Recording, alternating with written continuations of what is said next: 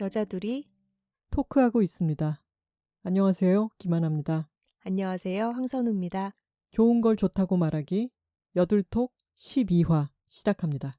저희가 시작하기 전에 지난 한 주 동안 있었던 새로운 인풋이나 경험 같은 것들을 얘기하잖아요. 그렇죠. 대박 사건이 하나 있었습니다. 뭐죠? 톡토로 분들은 잘 아시겠지만 이자람 장군님의 공연이 일산 세라세 극장이었던가요? 네, 아람누리 세라세 극장. 에서 있었습니다. 네. 전통 판소리를 공연하는 바탕 공연이었고요. 저희는 이번 바탕 공연과 다음 달에 열리는 창작 판소리, 작창 공연 둘 다 예매를 해놓은 상태였어요. 그래서 먼저 정통 판소리를 보러 간 것이었는데 너무 즐겁고 정말 유쾌하고 재미있는 경험이었습니다. 재미있을 줄은 알았지만 정말 선우 씨 너무 충격적일 정도로 재밌지 않았어요? 그러니까요. 소리꾼과 고수 두 사람만으로 정말 무대가 꽉 차고 계속해서 변화하더라고요. 그게 가장 놀라웠어요. 저희가 봤던 바탕 공연에서는 이제 수군가를 꽤 길게 들려줬는데 별주부전이죠. 네, 수군가에 등장하는 동물들이 굉장히 많잖아요. 바닷속부터 시작해서 날짐승, 들짐승들이 뭐 상좌를 다투는 그런 장면도 있고 뭐 호랑이도 등장하고 근데 정말 그 동물들 하나하나가 너무 살아있고 캐릭터가 다 다른 거예요. 그래서 어떻게 한 사람이 지금 저걸 하고 있지? 믿어지지가 않았습니다. 맞아요. 그리고 자람 장군님이 참 현명하게도 듣는 사람들에게 이 수군가의 스토리가 아주 단순하다라고 하는 거를 한 번 더 말씀을 해주시고 그리고 거기에 나오는 온갖 한자어들에 대해서 이해가 안 될 만한 부분에는 위에다가 자막을 직접 제작해서 띄워주셨어요. 근데 그렇게 스토리를 일별하고 나서 이게 어느 부분부터 어느 부분까지를 지금 부를 테고 자막까지 있으니까 이게 다 이해가 되는 데다가 앞에서 연기와 그 너무 웃기는 가사와 모든 놀라운 판소리 기교 같은 게 합쳐지니까 정말 놀라운 무대가 탄생을 하더라고요. 네. 혹시 전통 판소리에 대해서 좀 거리감을 느끼거나 시도해보기 어렵다고 생각하셨던 분들은 우리 이자람 장군님의 공연부터 한번 시작해서 이 장르에 입문을 해보셔도 참 좋을 것 같습니다. 수군가 너무 웃어가면서 보고 난 뒤에 앵콜로 적벽가를 해주셨는데요. 저는 적벽가 처음 들었거든요. 저도요. 여러분 적벽가는 시작하기 전에 이준영 고수님께서 어깨를 이렇게 푸셨는데 이자람 장군님이 설명을 해주셨죠. 적벽가는 많이 달라요. 북을 치는 방법도 다르고 느낌이 아주 다르다. 라고 미리 말씀을 해주셨잖아요. 완전히 장르가 또 달라지는 느낌이었어요. 그 전에 수군가 약간 휴먼 드라마 코미디. 네, 장르에서 갑자기 액션 블록버스터. 네, 정치물, 역사물 이런 것이 되었죠. 그리고 판소리에 대해서 저희가 잘 알지는 못하지만 어떤 노래나 연기를 하는 스타일도 완전히 장르가 달라지는 느낌이었고 마치 되게 속도가 빠른 랩을 듣는 것 같은 그런 느낌도 있었고 정말 뭔가 대규모의 전투씬 같은 것을 저 멀리에서 아주 많은 사람들이 등장하는 액션씬으로 연출을 하다가 갑자기 또 클로즈업으로 훅 다가가서 한 사람 한 사람 병사들을 보여주다가 그렇게 카메라 워크 같은 게 느껴지는 그런 판소리더라고요. 엄청 촘촘한 편집으로 이루어진 영화를 박진감 넘치게 보는 것처럼 눈앞에 장면들이 펼쳐졌죠. 맞아요. 와중에 그 병사들의 다양하게 쓰러지는 모습들을 하나도 안 겹치게 리얼하기도 하면서 또 그거는 희화화가 들어가 있기 때문에 우스꽝스러운 것도 합쳐져서 정말 이거는 엄청난 걸 들은 것이지만 엄청난 볼거리처럼 느껴졌습니다. 맞아요. 우리가 판소리라는 장르를 평소에 자주 접하지는 않다 보니까 이 예술 형식을 감상하는 데 있어서도 우리가 평소에 잘 쓰지 않던 뇌의 어떤 근육을 좀 활용해서 상상력을 발휘하는 그런 어떤 신선한 자극을 느꼈어요. 옛날에는 판소리 하는 소리꾼이 텔레비전도 영사기도 없을 때잖아요. 그 그쵸. 자체가 영화관이고 서라운드 시스템이고 그 음. 이야기를 다 전달해주는 스토리텔러고 모든 걸 다 하는 거죠. 그러니까요. 그 한 사람을 통해서 정말 얼마나 많은 것들이 전달이 됐을까 이런 생각이 들었습니다. 맞습니다. 저희가 여둘톡에서 이야기를 했기 때문에 또 아 그래 공연을 예매해야겠다 생각하신 분들이 많이 계셨는지 나중에 DM으로 작가님들 반가웠어요 라든가 사진을 찍어 보내주시기도 하고 네, 저희 뒤통수가 찍혔더라고요. 톡토로는 어디에나 있다라고 느꼈습니다. 이어서 톡토로님들의 어떤 대규모 집결지가 있었죠. 저희 퀸즐랜드 자매로드 첫 북토크가 열렸습니다. 거기에 많은 톡토로 분들이 와주셨고요. 책에 사인을 받기 위해서 기다려서 인사를 하실 때 저 어느 동네에서 온 톡토로예요 이렇게 인사를 해주시니까 또 반갑더라고요. 마침 그날은 톡토로 여러분 저희 여둘톡의 총 재생 횟수가 무려 100만을 넘긴 날이었습니다. 톡갈 한번 갈까요? 여, 둘, 톡토로 톡토로 톡! 여기 에코 넣어드릴까요 말까요? 넣어주셔야죠. 알겠습니다. 저희가 30만 넘겼다라고 말씀드렸던 게 얼마 안 된 것 같은데 벌써 100만을 돌파했습니다. 재생 횟수를 보면은 100만을 넘긴 날이 11화 업로드한 지 얼마 안 됐을 때였는데 그러니까 회당 재생 횟수가 10만이 넘는 것들이 이제는 여럿이 되는 거죠. 절반 가까이가 10만을 넘겼더라고요. 맞아요.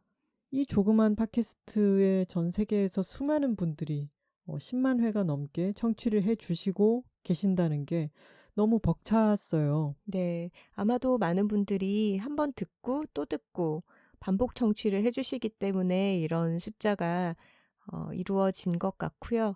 앞으로도 항상 여러분들의 생활 속에서 자주 들어주시는 그런 팟캐가 되면 좋겠습니다. 퀸즐랜드 자매로드 북토크는 당인리 책발전소에서 있었는데요. 저희가 이렇게 댓글이라든가 여러 SNS에 공유해 주시는 것으로 접하던 톡토로님들을 한꺼번에 정말 여러분들을 눈앞에서 뵐 수 있으니까 그것도 참 감회가 남달랐어요. 그리고 북토크뿐만이 아니라요. 저희가 체감을 하겠습니다. 요즘은. 저희 동네에서 같이 밥 먹으러 다니고 하면은 많은 분들이 인사를 해주세요. 되게 수줍게 톡토로해요 하고 가시는 분들도 있고 크게 소리치시는 분들도 있고 그래서 정말 저희도 반갑게 뭔가 이어져 있다는 그런 실감을 받고 있네요. 얼마 전에는 와인을 마시러 갔다가 옆자리에 계시던 여성 네 분이 식사 다 마치고 나가시면서 죄송하지만 들으려고 일부러 그런 건 아니고 여둘톡 작가님들이다 라고 생각하고 옆 테이블에 계셨는데 마침 어느 와인을 샤블리였죠. 이거 맛있다 라고 하는 걸 들으시고 그 와인을 선물해 주시기도 하셨어요. 나가면서 바로. 송파톡토로님 고맙습니다. 네, 감사합니다. 그리고 어제는 길 걸어서 이제 집으로 오는데 집 앞 사거리에서 어느 분이 횡단보도를 건너 오셔서 저희랑 반대 방향으로 가면서 안녕하세요 그러셨죠. 네, 저는 혹시 제가 실제로도 아는 분인가, 뭐 같이 일을 했던 분인가 싶어서 일단 꾸벅 인사를 해놓고 누구시죠? 이런 식으로 입모양을 했더니 약간 망설이시더라고요. 그래서 제가 그분의 인사소리보다 너무 더 크게 톡토로신가요? 라고 여쭤봤더니 맞다고 고개를 끄덕끄덕 하셔서 제가 엄지척을 해 보였죠. 네, 다음에는 그런 경우에는 먼저 톡토로입니다 해주시면 될 것 같습니다. 근데 갑자기 만나면 생각이 안 날 수도 있어요. 그러니까 여러분들 평소에 연습해 두셨다가 톡토로입니다 바로 던져주시면 알아듣겠습니다. 어느 분의 말씀을 봤더니 멀리서부터 호프마당을 찾아오신 남자분 두 분이 계셨던 거예요.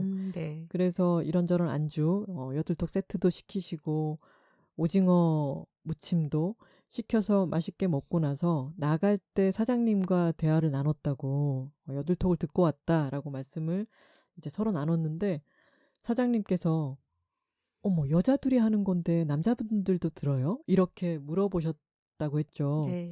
그래서 그분이 남자들도 많이 들어요 라고 말씀을 해주셨다고 했습니다. 네. 그리고 저희 친구 작가가 어느 언론사와 인터뷰를 했는데 그 담당 기자님이 톡토로라고 먼저 얘기를 해주셨다고 하더라고요. 남자분이셨고요. 네. 이렇게 남성 청취자들도 많이 계시다는 것을 확인하고 있습니다. 그리고 저희 친구가 톡토로라 그러니까 왠지 안심되는 거 있지 라고 얘기를 해줬어요. 남성 톡토로님들도 많이 계십니다. 정말 톡토로는 어디에나 있구나라는 걸 실감하는 요즘인데요. 그러고 보니까 예전에 우리 여수에 놀러 갔을 때 있잖아요, 선우 씨. 네. 어디나 어느 식당 앞이든 뭐 어느 골목길이든 어디나 갓김치 만드는 갓이 그렇게나 쌓여 있었어요. 그랬죠. 그래서 진짜 어디에나 갓이 있구나 이런 얘기를 하다가 갑자기 제가 선우 씨한테 황선우 정말 갓 이즈 에브리웨어야 그런 얘기를 했었잖아요. 맞아요. 그 말이 틀리지 않았어. 근데 정말로 톡토로 이즈 에브리웨어다라는 걸 실감하고 있습니다. 네. 이렇게 남성 톡토로 분들도 많이 계신데요. 오늘 저희가 얘기 나눌 주제는 남성 톡토로 분들에게도 그리고 여성 톡토로 분들은 물론 남녀 모두에게 도움이 될 수 있는 그런 이야기라고 생각합니다. 오늘의 주제가 뭐죠? 오늘의 주제는 여성의 생애 주기입니다. 네. 이 주제를 선정하게 된 계기가 된 영화가 있었죠. 메이의 새빨간 비밀이라는 디즈니 플러스에 올라와 있는 픽사 애니메이션입니다. 우리 디즈니 플러스를 너무 좀 편애하는 느낌이 있어서 지난번에 서머 오브 소울 축제 여름 그 음악 다큐멘터리도 디즈니 플러스에 있는 것인데요. 애플 TV에서도 볼 수 있습니다. 네. 다른 OTT 서비스에서도 이용할 수 있다는 점 알려드리고요. 네, 메이의 새빨간 비밀의 경우에는 픽사 애니메이션이기 때문에 디즈니 플러스에만 올라와 있습니다. 그리고 무슨 우리가 공영방송도 아니고 얼마든지 치우쳐도 되잖아요. 메이의 새빨간 비밀은 13살 여학생 메이가 주인공입니다. 배경은 캐나다 토론토고요. 메이는 아시아계 중국계의 이민자의 자녀죠. 배경이 2000년대 초반이에요. 2002년이었나요? 3년이었나요? 그렇게 설정이 되어 있고요. 8학년, 그러니까 우리나라에서는 중학교 2학년의 나이가 된 메이는 많은 아시아계 여학생들이 그렇듯이 성적도 좋고 공부도 정말 열심히 하고 집안일도 잘 거드는 굉장히 착실한 모범생이죠. 그런데 13살이라는 나이가 그렇게 착실하게 엄마 말을 잘 듣던 딸들에게 커다란 변화가 생기는 시기잖아요. 그래서 여러 가지 메이에게 벌어지는 사건들 그리고 변화들을 흥미진진하게 다룬 그런 애니메이션입니다. 그 변화의 중심에는 생리가 시작된다는 사건이 있습니다. 메이는 아까 선우 씨가 얘기했던 것처럼 부모님을 공경하고 부모님 말씀, 특히 엄마의 말씀을 거역하지 못해요. 큰 기대를 받고 있죠. 너는 공부 열심히 해서 UN 사무총장이 돼야 된다. 엄마가 이런 말도 하고 그리고 일종의 가업이라고 할 수 있는 그 토론토에 있는 가족 사당을 돌보는 일을 엄마 아빠와 함께 굉장히 열심히 맡아서 하고 있습니다. 메이의 친구들 3명이 단짝으로 이렇게 나오는데요. 이 4명의 여학생 모두는 포타운이라고 하는 아이돌 그룹에 흠뻑 빠져 있습니다. 네. 다인종으로 구성되어 있고 거기에는 한국계도 한 명 있고요. 이름이 태형이었나요? 태영이었던 것 같아요. 그 포타운 음악도 너무 잘 만들었어요. 정말 2000년대 초반에 약간 그 엔싱크 느낌의 그런 보이밴드의 음악이 또 그 시대 지나온 사람들은 추억을 자극하는 그런 음악이고요. 또 음악 자체가 캐치해요. 귀에 음. 쏙 들어와요. 이들이 좋아하는 포타운이 공연을 오기 때문에 그게 사건의 이 애니메이션의 중요한 중심축이기도 하고요. 네. 아까 얘기했던 것처럼 생리가 시작되는데 그 생리의 시작과 동시에 메이에게는 정말 생각도 못한 변화가 찾아옵니다. 아, 근데 메이가 생리를 진짜 시작을 했나요? 엄마는 그렇게 믿고 있는데 생리 말고 다른 어떤 신체적인 변화가 일어나는 걸로 묘사가 되잖아요. 그렇죠. 그게 근데 이제 생리가 시작될 즈음에 그 변화가 함께 찾아오는 것으로 음, 생리는 여기서 정확하게 시작했는지 안 했는지는 모르지만 음, 여자애가 생리를 시작할 무렵쯤에 찾아오는 이 가문 안에 있는 신비로운 변화인 거죠. 근데 저는 그게 생리가 시작하는 무렵과 맞닿아 있다는 게 같은 거라고 생각하거든요. 제가 음, 이 영화가 너무 중요하다라고 생각했던 것은 많은 문화권에서 우리나라에서도 옛날에는 관혼상제가 중요했잖아요. 그렇죠. 홀례고 상은 초상을 치는 거고. 쟤는 제사. 네. 근데 여기서 관이 성인식이잖아요. 음, 그래서 어린 남자들도 이제 댕기에서 상투를 틀고 여자들도 머리를 올리고 하는 그런 변화가 있는데 그게 단지 외형적인 변화가 아니라 전 세계 다양한 문화권에서 성인식이라고 하는 것은 옛날에는 훨씬 더 중요했습니다. 음, 음, 뭐 그리스 로마 신화라든가 이런데 아니면 아주 다른 곳에 전해오는 신화들을 읽어봐도 20살이 되어서 너의 떠난 아버지를 찾아서 모험을 시작해라 라든가 음, 그런 이야기들이 많이 전해오는데 꼭 20살이 아니라 더 전이기도 하죠. 근데 그 대부분의 모험을 떠나는 주체는 다 남성이에요. 맞아요. 네.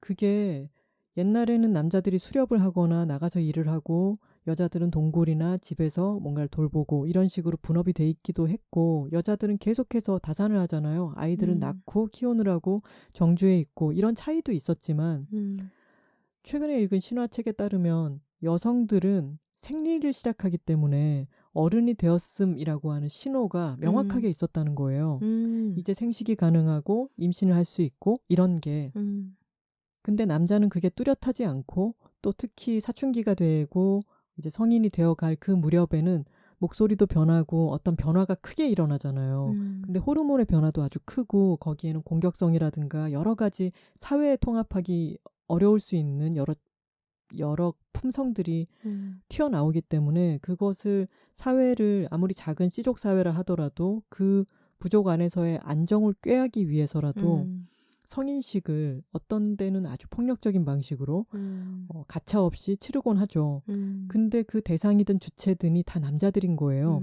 일종의 통과 의례를 맞습니다. 만들어주는 그런 형식이 존재했던 거죠. 네. 근데 그 수많은 신화들이 남자들이 뭔가 모험을 떠나고 그 모험을 통해서 뭔가를 깨닫고 다시 사회에 통합되기 위해서 돌아오고 음, 이런 이야기들이 수없이 많은데 그 이후로 현대인들이 살아가는 방식은 옛날의 동굴의 방식이 아니잖아요. 음, 여자든 남자든 다양한 사회생활, 경제활동 이런 것들을 하고 이제는 아이를 낳고 기르는 것이 여성에게만 종속된 일이 아니게 되기도 했는데 음, 통과이래라고 하는 것이 정말 옛날처럼 몸에 평생 갈 상처를 남기고 뭔가 음, 신체적으로 어떤 흔적을 새기고 막 이런 식으로 어디를 다녀오고. 네, 그런 것은 아니지만 모험을 떠나는 어떤 이야기의 주체는 남성인 것이 너무 많잖아요. 맞아요. 지금 하나 씨 얘기를 듣다가 깨달은 건데, 아, 픽사 애니메이션도 아니면 디즈니 애니메이션도 어떤 그런 모험담이잖아요. 그 네. 모험담을 남자 아이들이 주인공인 그런 이야기들은 굉장히 많이 만들어지고 있었고, 음, 여성이 주인공인 경우에는 대부분 공주로 등장해서 음, 모험이라기보다는 로맨스의 음. 서사를 부여하는 경우가 많았다는 생각이 드네요. 그래서 픽사 디즈니 애니메이션 중에 제가 걸작이라고 생각하고 수도 없이 우리 함께 보는 영화들도 여럿 있잖아요. 근데 그 중에서 이제 그 사이에 여성 주인공을 등장시켜서 모험을 떠나 보내보자 해서 나온 여러 영화들도 있었지만 음, 그게 뭔가 성별만 바꿔놓은 것 같고 여성의 어떤 물론 여성적인 특성이라고 하는 게 딱 정의될 수는 없는 것이지만 저것은 그냥 성별을 반전만 시켜놓은 것 같다라고 느낄 때가 있었는데 여성 보편의 경험이나 음, 변화나 이런 것이 충분히 반영되지 않은 이야기들이 네. 있었죠. 사실 중성이라고 해도 될 만한 그런 이야기들이 있었고 저는 겨울왕국을 봤을 때 이제 여성, 여왕이 주체적으로 모험을 떠나고 그 여성이 느낄 만한 두려움과 그것에 대한 극복 이야기라고 하는 게 정말 제대로 한 건 터졌구나라는 생각이 들어서 소름이 막 돋았었는데 그 이후로 저는 메이의 새빨간 비밀이 걸작이라고 생각하거든요. 그게 아까 말씀드렸던 것처럼 이 메이라고 하는 8학년 13살 여학생이 현대사회에서 느낄 법한 어떤 사건이죠. 근데 사실 전혀 현대사회와 상관없이 판타지와 신비의 영역이 치고 올라오는 그런 애니메이션이기도 합니다. 근데 이게 여학생의 심리적인 갈등이라든가 여학생이 지금 특히나 아시안으로서 캐나다에 살고 있는 여학생이 느끼는 여러 압박감, 뭔가 부모의 기대에 부응하고자 하는 마음 이런 것들과의 충돌과 안에서 일어나는 생리 즈음에 찾아온 알 수 없는 안의 이너 비스트가 터져 나오는 이런 사건을 너무 잘 녹여낸 거예요. 그래서 이게 저는 아주 큰 사건이라고 느꼈습니다. 이 애니메이션이 탄생했다는 게. 메이의 혈통에는 모계를 통해서 내려오는 그런 가문의 비밀이 있습니다. 그것은 바로 사춘기를 지나면 어떤 감정적인 흥분 상태가 되었을 때 판다로 변신을 하는 것이죠. 그 판다가 중국에서 우리가 많이 보는 그런 흑백의 팬더가 아니라 그 영화 속에서는 레드 판다라고 하던데 레서 판다 있죠. 근데 저희가 호주 가서 봤었던 그런 레서 판다처럼 작고 귀여운 아이는 아니고 아주 거대하고 북슬북슬하고 그렇지만 귀여운 그런 판다로 변신을 하게 됩니다. 붉은 털이 복슬복슬하고 그리고 진짜 너무 귀엽고요. 레서 판다 짤 같은 거 여러분 보시면은 흥분하거나 그러면은 양팔을 치켜들잖아요. 네. 그리고 배가 볼록 나와 있잖아요. 맞아요. 그 너무 귀여운 모습인데 크기가 사람보다 훨씬 큰 거죠.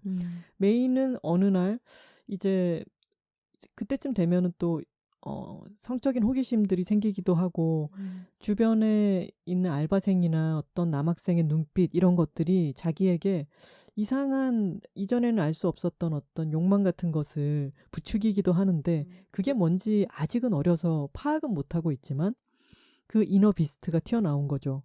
근데 그 비스트라고 하는 게 보통 다른 판타지 영화를 보면은 뭐 굉장한 어떤 용이 나올 때도 있고 독수리가 나올 때도 있고 막 백마가 나올 때도 있고 그렇잖아요.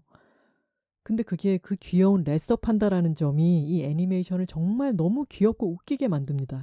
네, 귀엽기는 하지만 또 굉장한 파워를 갖고 있기도 하죠.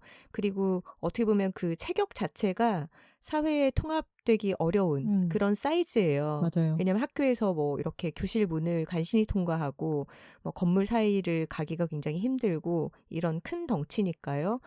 그래서 메이의 범생 엄마는 이거를 본인도 겪었고 집안 대대로 내려오는 그런 특질인데 메이의 판다화를 막으려고 합니다. 왜 웃으시죠? 판다화.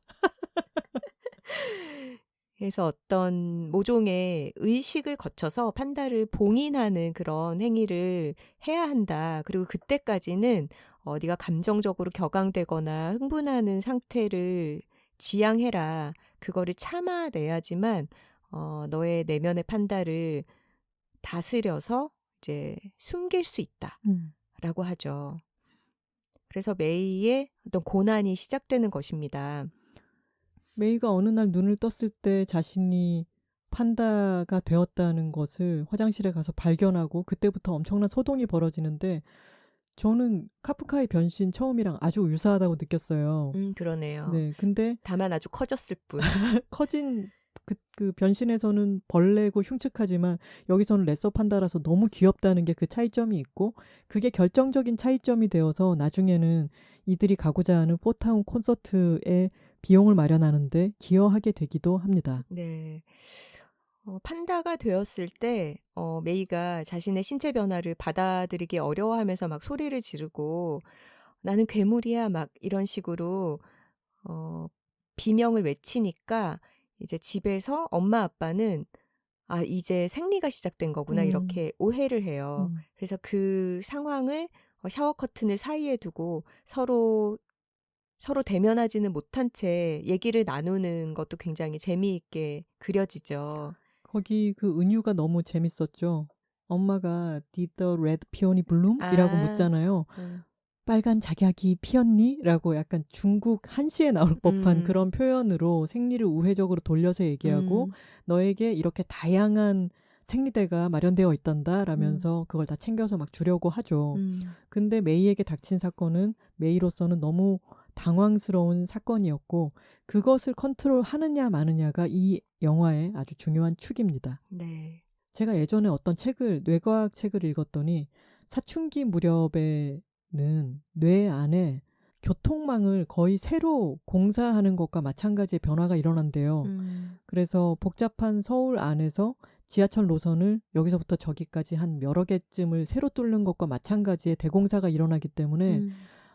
쟤가 왜 저러지 요새? 정말 도저히 이해할 수 없는, 부모로서는 이해할 수 없는 반항심이 치솟기도 하고 터무니없는 짓을 벌이기도 하고 그러는데 그게 그 두뇌 안에서도 새롭게 성인으로서의 음. 도약기가 일어나는 때인 거죠. 음. 근데 그게 애니메이션에서는 이 레서 판다로 변한 메이가 뛰쳐나가고 달려가고 그러면서 토론토 안에 교통을 다 엉망진창으로 만들어 음. 버리고 거리에 있는 위에서 간판이 떨어지게 만들고 막 자동차가 부딪히게 만들고 그러는데 그것은 사춘기에 우리 안에서 우리 모두 음. 겪었죠.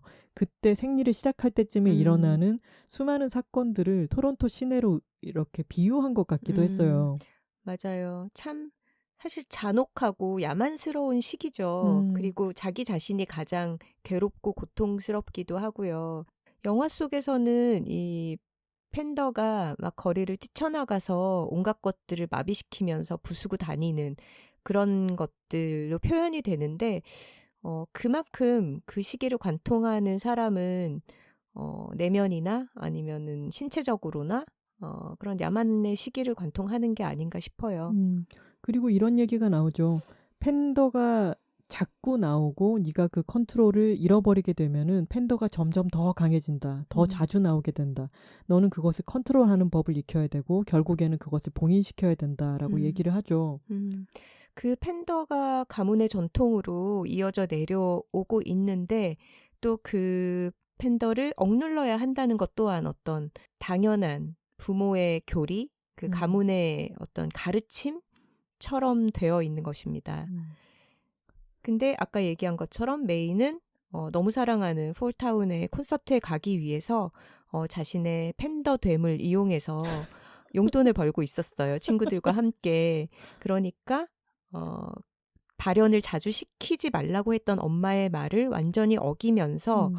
자주자주 자기 내면의 팬더를 꺼내놓고 있었고요.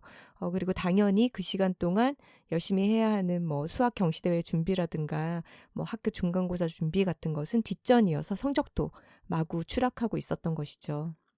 여기 나오는 이 어머니가 약간 H마트에 나오는 미셸의 어머니 같지 않았어요? 맞아요. 완벽하고 물론 미셸의 어머니는 나가서 일을 하는 여성은 아니었지만 이 메이의 새빨간 비밀에서 무려 산드라 오가 열연한 이 메이의 엄마는 늘 완벽한 외모, 헤어스타일과 옷, 그리고 품행 같은 것도 매사에 빈틈이 없고 완벽하죠. 음. 그리고 아이에게도 그럴 것을 원하고요. 네.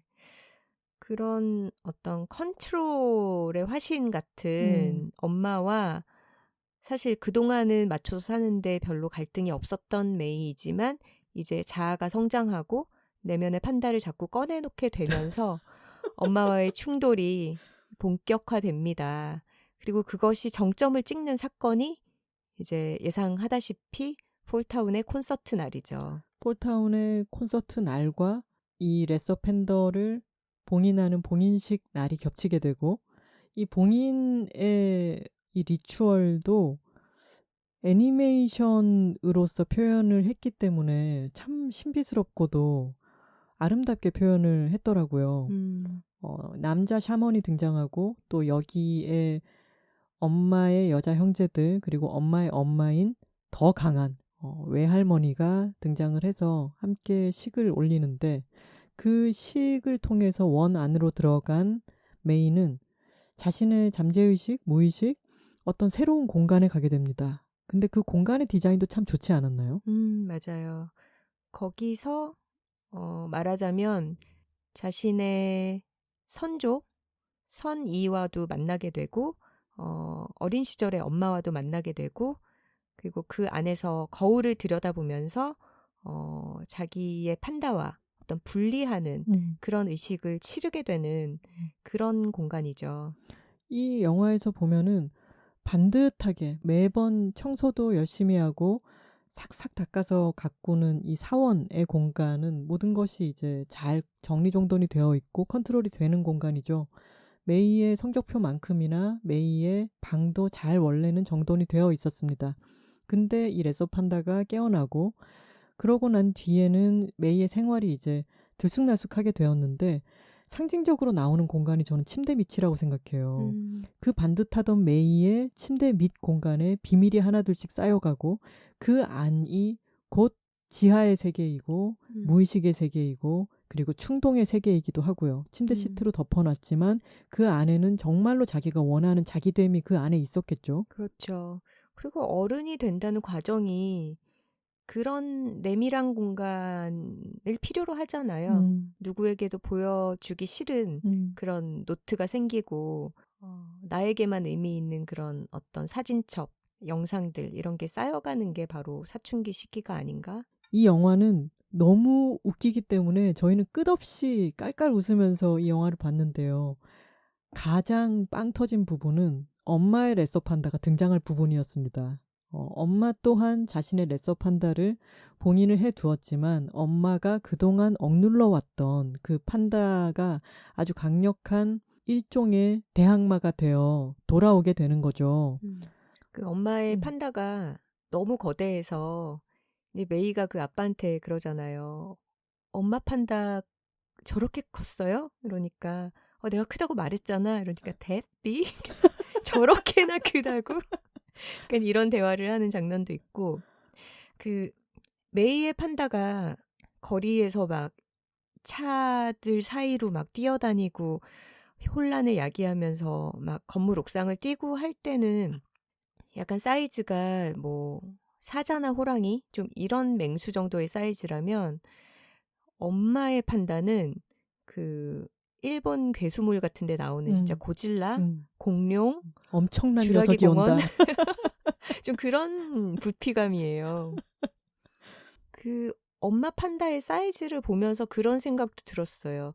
그러니까 판다가 굉장히 매끄럽게 생활을 관리하는 어떤 아시안 여성 집안 가문에 그 여성들의 내면에 숨은 어떤 야만성, 본능, 욕망, 억눌러 왔던 수많은 것들. 이런 것들을 상징한다면 그만큼 그 메이의 엄마인 밍이야말로 완벽한 일상을 꾸려가기 위해서 자기 자신에게도 기준이 높고 자녀에게도 그런 만큼 정말 억눌린 게 많았기 때문에 그렇게 커다란 판다로 표출되지 않았나 싶기도 했어요. 이 세상에 있는 수많은 신화들은 아들이 아버지를 찾아 나서거나 아버지와 대결하거나 그래서 아버지와 화해하는 이야기를 담고 있습니다.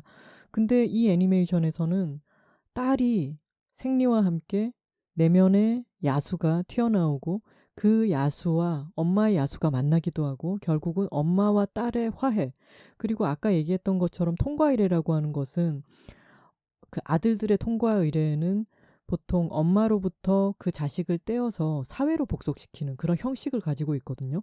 근데 여기에서도 엄마와 화해를 하면서 그 화해는 어떤 식으로 일어나냐면 메이와 아주 건강한 분리가 일어나고 메이는 이제 나는 새로운 제너레이션이다. 나는 토론토에서 시대는 변하고 있고 나는 여기에서 엄마 시대처럼 모든 걸 억눌러서 그렇게 거대한 팬더를 봉인시켜 놓고 난 살지 않겠고 이것을 발현해 나가면서 살 거야 라고 엄마와 사이좋게 새로운 삶을 이어가는 것이 저는 요즘 최근에 이런 영화나 이야기들이 참 많이 나오고 있는 것 같아요.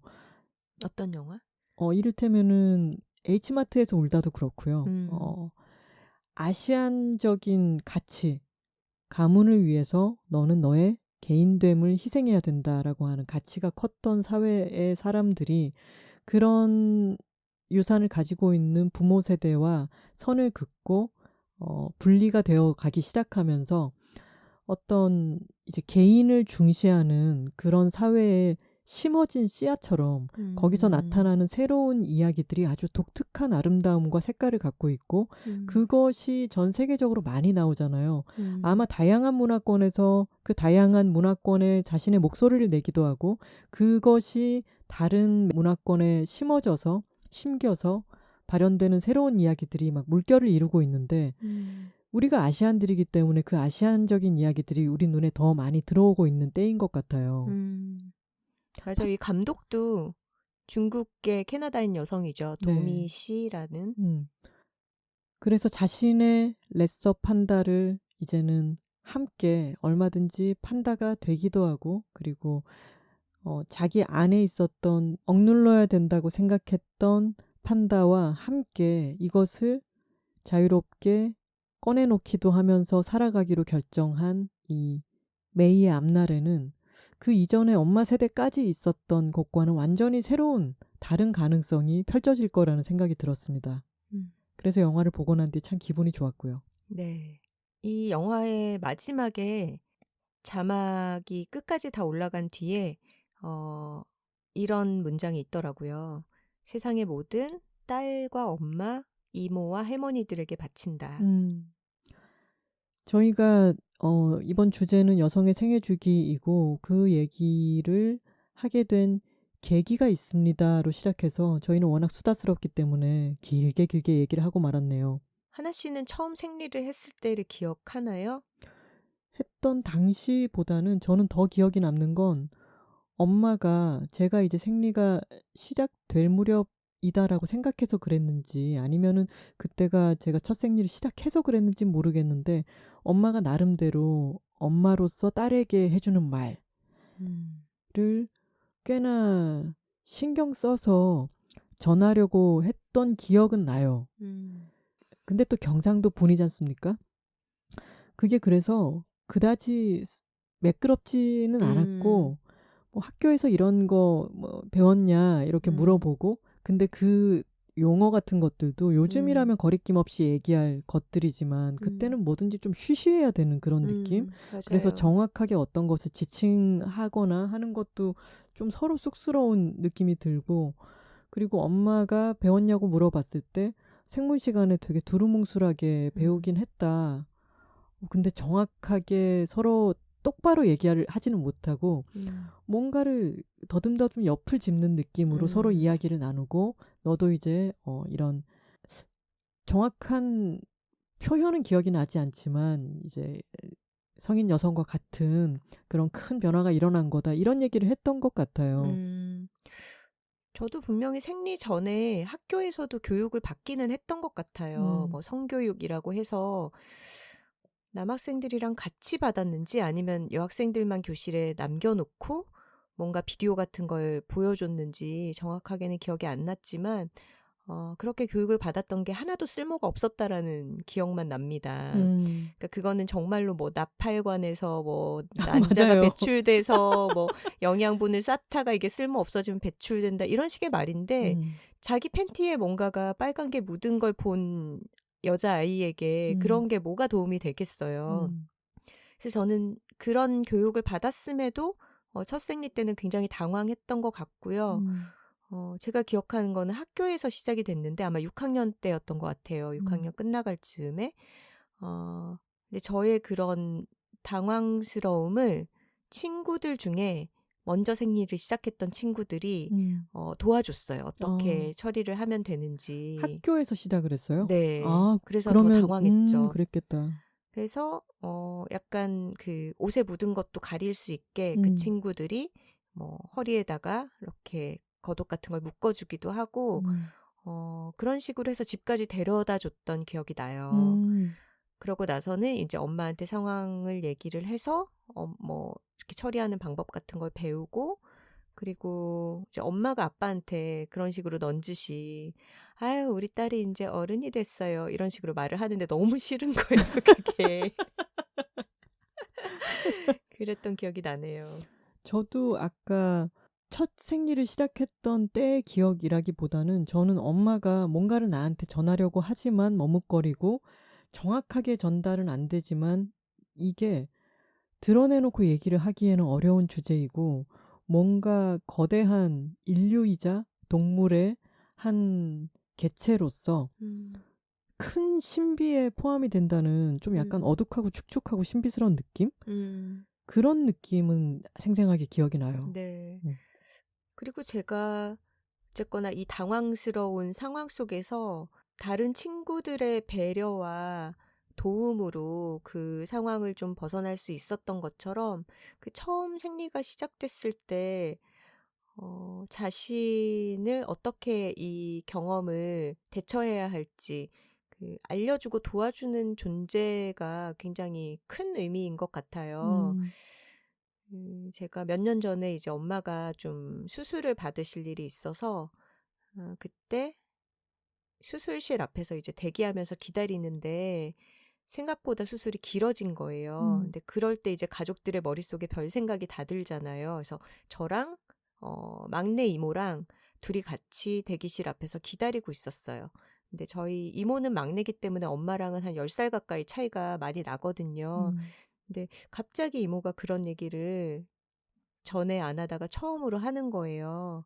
이제 이모가 처음 13살쯤 생리를 시작했을 때 그때 저희 엄마는 이미 성인이었죠. 음. 그리고 결혼하기 거의 직전이었던 것 같아요.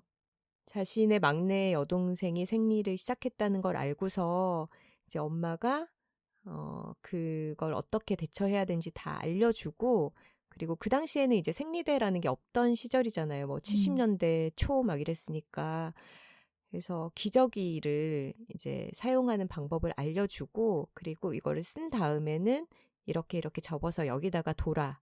이런 거를 알려주고, 기저귀도 엄마가 다, 요즘처럼 음, 일회용 이런 게 아니라 음. 이렇게 뭐 무명이라든가 그럼요. 천으로 천으로 되어 된 있는 기저귀죠. 네. 그래서 그거를 다 빨아줬다고 하더라고요. 음. 그래서 이모가 처음으로 그 얘기를 들려줬어요. 음. 그러니까 이모에게는 엄마와 관련해서 굉장히 기억에 남는 에피소드였던 것 같아요. 음. 그리고 저는 한 번도 가져보지 못한 큰언니잖아요. 음. 10살 위의 큰언니가 생리가 시작된 꼬마 동생을 위해서 음. 그 빨래를 해주고 있는 장면을 생각해 보면 어, 굉장히 자매를 통해서 음. 그 사춘기, 몸의 변화 같은 것들을 그래도 좀 수월하게 거치지 않았을까? 이런 생각이 음. 들더라고요. 남성 톡토로 여러분들은 이것을 상상하기가 참 쉽지 않을 것 같은데 이 생리혈도 피기 때문에 피비린내가 상당히 나고 음, 그 어떤 생리대 또는 그 예전의 기저귀라고 하는 것이 피가 막 묻어 있고 그것을 빨아준다라고 하는 게 뭐랄까요? 아주 내밀한 비밀을 드러내고 서로 아주 내밀한 곳에 손을 내밀어서 도와주는 것이기도 해요. 그렇죠. 네. 그리고 이게 아까 말씀드린 것처럼 피비린내가 나고 또 몸에서 가장 또 연약하거나 생식기와 더 닿아 있는 부분이기도 하기 때문에 많이들 가장 감추는 곳이죠. 몸속에 가장 쌓여 있는 곳이기도 하죠. 근데 그런 데 관련한 것이기 때문에 그에 대한 담론 같은 것을 아주 쉬쉬하는 분위기가 오랫동안 이어져 왔어요. 어, 저는 저희 큰이모가 무용을 하셨었는데 큰이모랑 얘기를 하다가 흰색 타이즈를 입고 무대에서 발레를 할 때 그때 생리대가 없었다는 거예요. 그게 상상이 되시나요? 음, 그래서 가방 안에다가 삼각형 모양으로 거즈 접은 것을 수북하게 아이고. 담아서 가서 무대 뒤로 올 때마다 그걸 갈아주고 그리고 흰색 타이즈를 입고 막 다리를 벌리고 이런 걸 해야 되는데 너무너무 신경이 많이 쓰이고 끝나고 나면 완전히 녹초가 된다는 거예요. 아유, 왜 아니겠어요. 그러니까요. 지금처럼 생리대가 많이 탐폰이라든가 생리를 처리할 수 있는 그런 제품들이 아주 많이 나와 있어도 그거는 신경이 쓰일 일인데 예전의 사람들은 어땠을까 이런 상상을 해보게도 되고요. 그런 불편함과 아픔을 겪으면서도 또 겉으로는 음, 아무 일도 없는 척 어떤 그러니까요. 일상의 그런 의무들을 수행을 해야 되잖아요. 음, 그러니까 생리를 하는 동안은 사실 생리통도 정말 심각한 맞아요. 통증이고 그건 정말 이너 비스트죠. 너무너무 아프죠. 네. 그리고 뭐 짧으면 3, 4일에서 길면 거의 일주일 가까이 계속 피를 흘리고 있는 거니까 그 음, 출혈량도 상당하고 음, 온몸의 관절 같은 곳도 뭔가 약해져서 되게 덜컹거리는 그런 느낌이 나고 정말 여러 가지로 힘든 거를 매달 여성들은 겪고 있는데 음, 또 그것에 대해서 말하면 뭔가 칠칠치 못한 음. 것으로 취급을 받고 아니면 조용히 처리해야 할 것 맞아요. 이런 선우 씨 아까 식으로 얘기처럼 아무 일 없는 것처럼 음, 해야 된다는 사회 분위기가 오랫동안 있었죠. 네. 그런 속에서 다들 되게 그거에 적응하기 위해서 힘들었던 시기가 한 중학생 때였던 것 음, 같아요. 음. 아까 얘기했던 것처럼 생리의 변천사에 대해서는 김보람 감독님이 만드신 피해 연대기 영화를 보면은 이 영화는 제목처럼 피해 연대기 하면은 약간 공포 영화 같을 것 같기도 하고 피해에 대한 얘기가 되게 적나라하게 나올 것 같기도 한데요. 영화를 보시면은 영화가 참 산뜻하고 너무 재밌습니다. 음, 이 영화를 보시면은 우리의 윗세대 여성들이 생리에 대해서 어떤 걸 겪으면서 왔는가, 그리고 음, 우리는 앞으로 생리에 대해서 어떤 식으로 이야기하고 어떤 자세를 가져야 할 것인가에 대해서 좀 생각을 해보게 만들어요. 아주 좋은 영화니까 한번 보셔도 좋을 것 같습니다. 그리고 요즘은 엄마들이 생리를 시작한 딸에게 어떤 얘기를 해주고 어떻게 도와주는지는 모르겠지만, 어, 저는 너도 이제 어른이 됐어. 너도 이제 아이를 가질 수 있는 그런 소중한 존재야. 이런 거보다는 그냥, 아, 진짜 귀찮고 음, 아프고, 그래도 어떡하겠어. 이러면서, 초콜릿 같은 거를 좀 음, 죄책감 갖지 말고 많이 먹어. 라든가 아니면은 핫팩을 대면 도움이 돼. 음, 라든가 진통제를 참지 말고 하루에 2알씩, 한 번에 2알씩 먹어. 음. 이런 식의 충고들이 훨씬 도움이 되는 것 같아요. 실질적으로 그것에 대한 대처법 같은 것이 이야기가 더 많았으면 좋겠다. 네. 음. 선우 씨와 저는 이제 몇 년이야. 아주, 몇 년쯤 됐죠? 한 생리한 지 30년 30년 넘게. 됐다. 야, 생리한 지 30년 됐어. 지겨워. 아니, 뭘 이렇게 꾸준히 한 게 30년 동안 한 게 있어? 생리밖에 없지 않아? 진짜 너무 웃겨요. 꾸준, 꾸준히 한 게, 꾸준히 한 게 생리밖에 없다. 30년 생리 인생이 이제 지났는데요. 저희는 이제 몇 년이 지나면은 생리가 끝나는 때가 오겠죠. 그럼요.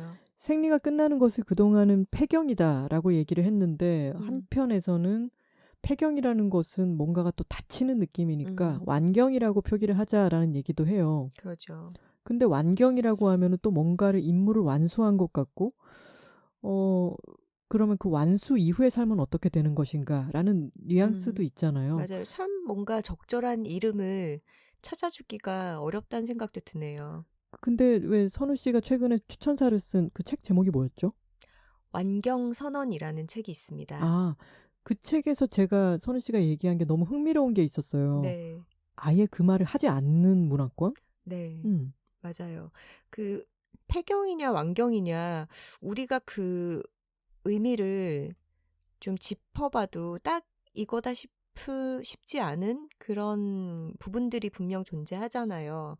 근데 이제 영어로 메노포즈라고 음, 폐경을 일컫는데 이제 메노라고 하면은 그 원래 뭐 그리스어에서 한 달에 한 번 하는 이 한 달의 주기를 말하는 접두사고 그리고 포즈는 말 그대로 잠시 멈춤을 일시정지를 포즈라고 하잖아요. 음, 근데 사실 이 메노포즈도 완전히 맞는 말이 아닌 거죠. 음, 왜냐하면 포즈하면 일시 멈춤했다가 다시 시작이 돼야 되는데 음, 보통은 뭐 폐경이 되고 나서는 물론 그 완경 이행기라고 해서 생리가 불규칙해지는 시기가 있다고는 해요. 근데 그 시기가 지나고 나서 마지막 생리로부터 1년이 지나면 이제 완경이 됐다, 폐경이 됐다라고 본대요, 의학적으로. 근데 그러고 나서 다시 시작한 일은 없으니까 사실 이 메노포즈라는 영어 단어도 완경과 완전히 들어맞지는 않는 거죠. 그리고 물론 남자들이 만든 말이죠.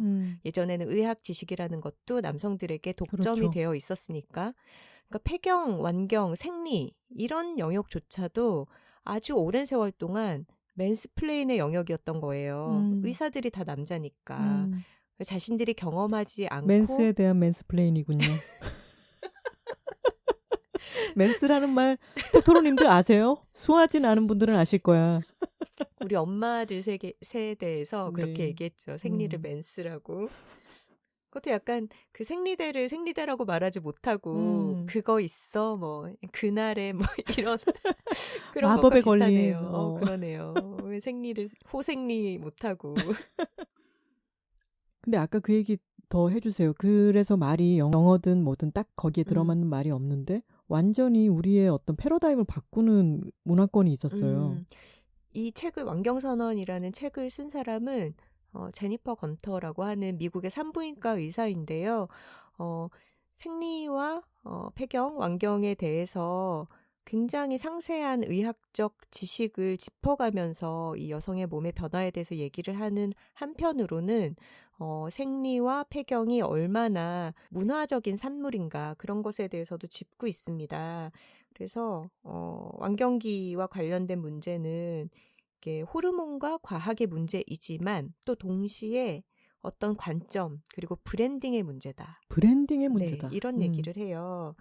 그래서 되게 재밌었던 게 완경기라는 단어가 없는 나라에서는 없는 나라가 있다는 거예요. 내지는 다른 뜻으로 부르는 나라들이 여성들이 훨씬 더 이 신체적 변화를 편안하게 받아들인다는 거죠. 그래서 책에서 소개하는 게 북유럽 나라들이 폐경기를 따로 일컫지 않는 경우가 많더라고요.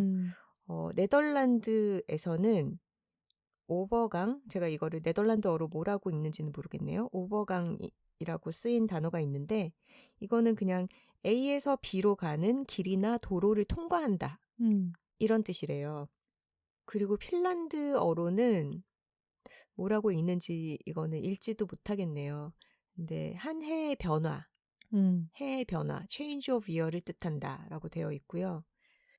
그러니까 무언가를 끝낸다라기보다는 그냥 변화가 일어난다는 그렇죠. 뜻으로만 쓰는 거군요. 네, 스웨덴어로도 역시 삶의 변화 혹은 단계 이런 의미의 단어로 부른다고 해요.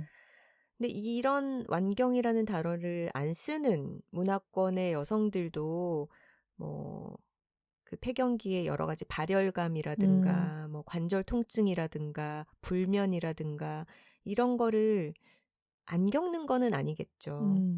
그렇지만 어떤 사회적으로 이거를 뭔가 질병 내지는 어떤 젊음의 끝 이런 식으로 취급을 하지 않는 문화권 속에서 훨씬 더 긍정적으로 이 시기를 난다는 거예요. 나는 이제 변화를 겪고 있는 거고 이 다음 단계로 가는 것뿐이다. 뭔가를 그렇죠. 끝냈거나 이제는 완연한 노년이라든가 이런 느낌이 아니라 변화를 겪는 중이다. 생애 전환으로 바라보는 거죠.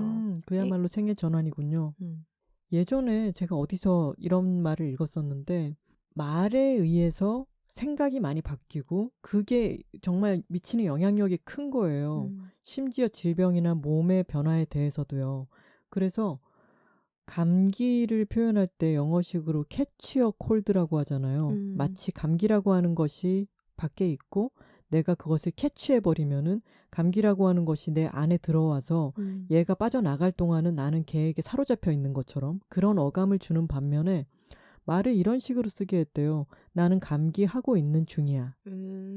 마찬가지로 암에게도 나는 지금 캔서링 하고 있는 중이야. 나는 지금 암하고 있는 중이야 라고 동사를 써버리면은 캔서라고 하는 게 외부에서 나를 자신의 의지를 가지고 휘어잡아서 내가 어떻게 할 수 없는 게 아니라 나는 지금 하고 있는 중이고 이것은 지나갈 거야 라고 하는 뉘앙스를 준다는 거예요.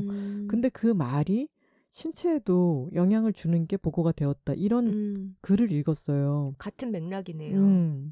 근데 생각해보면요. 일리가 있는 게 사춘기를 생각해 보세요. 사춘기를 겪고 있는 자녀들의 부모들은 사춘기가 빨리 지나갔으면 좋겠고 음, 그것을 끝내는 용어가 따로 있을 법도 하죠. 음, 이제 사춘기를 종료했다는. 근데 그런 말은 세상에 없잖아요. 맞아요. 그렇기 때문에 사춘기는 곧 지나가는 어떤 것이고, 그래서 저는 여성의 생애에서 생리기가 있는 거죠. 음, 생리기가 물론 길기는 길죠. 하지만 되게 골 때리고 귀찮고 위험하기도 하고 또는 다른 가능성을 가지고 있는 그런 생리기가 찾아왔다가 음, 생리기가 지나가고 나면은 음, 그냥 다시 지나가는 거예요. 음, 그래서 사춘기처럼 생리기가 있었고 나는 이제 생리기 지나갔어. 음, 나는 생리 이제 끝났어. 생리 안 해. 이렇게만 얘기를 해도 음, 어떤 폐경이냐 완경이냐 음, 그 이후의 삶은 또 어떤 식으로 바라보게 되느냐 하는 프레임에서도 음, 벗어나는 브랜딩이 될 것 음, 같아요. 맞아요. 제가 놀라운 사실 하나 얘기해 드릴까요? 뭐요? 우리가 지금 생리를 30년이나 해왔어 라고 얘기를 하고 있잖아요. 얘기하는데 또 짜증나. 지겨워. 네. 그런데 우리 평균 수명이 점점 늘어나고 있지 않습니까? 음, 생리를 안 하고 앞으로 살 기간이 그것보다 더 더 길 수도 길죠. 더 있어요. 길죠. 응. 음, 그러니까 이 책에서도 그 얘기를 해요. 여성들이 삶에서 완경 이후에 살아가는 시기가 짧게는 생애 3분의 1에서 한 절반이 될 수도 있다고. 음, 왜냐하면 평균적으로 여성들이 완경을 경험하는 나이가 50에서 52세라고 하고요. 음, 한국 여성들은 조금 더 빨라서 49.7세라고 합니다. 어, 그러면 보통 한 만 아싸, 얼마 안 50살부터 남았어. 50살부터 우리가 요즘은 80대 이후까지도 지금 100세 시대를 바라보고 있잖아요. 그러면 50년을 생리를 안 하고 산다고 생각할 때 어느 시기가 더 짧겠어요? 생리하는 시기가 짧은 거지. 생리 안 하는 시기가 이제 곧 올 거라고 생각하니까 그 이후로 또 이제 오래 살게 되면은 50년쯤은 생리도 안 하고 살 거라고 생각하니까 음, 너무 가뿐하다. 우리 최근에 어떤 우리 선배 작가님을 만났잖아요. 네. 그분 만난 이야기 좀 해주세요. 어쩌다가 폐경, 완경 이런 얘기가 나왔습니다. 식사를 같이 하다가. 근데 그랬는데 그 선배가 너무나 담담하게 이제 본인도 한 2년 전쯤에 폐경을 겪었다라고 하면서 폐경이 이렇게 좋은지 몰랐다는 거예요. 아무도 그 얘기를 왜 해주지 않았을까? 폐경이 지나고 나니까 몸이 생리 주기 같은 것에 영향을 받지 않기 때문에 항상성을 유지할 수 있고 그 상태라는 것이 유년기로 돌아간 것 같다는 거예요. 맞아요. 그 말이 너무 충격적이었고 네.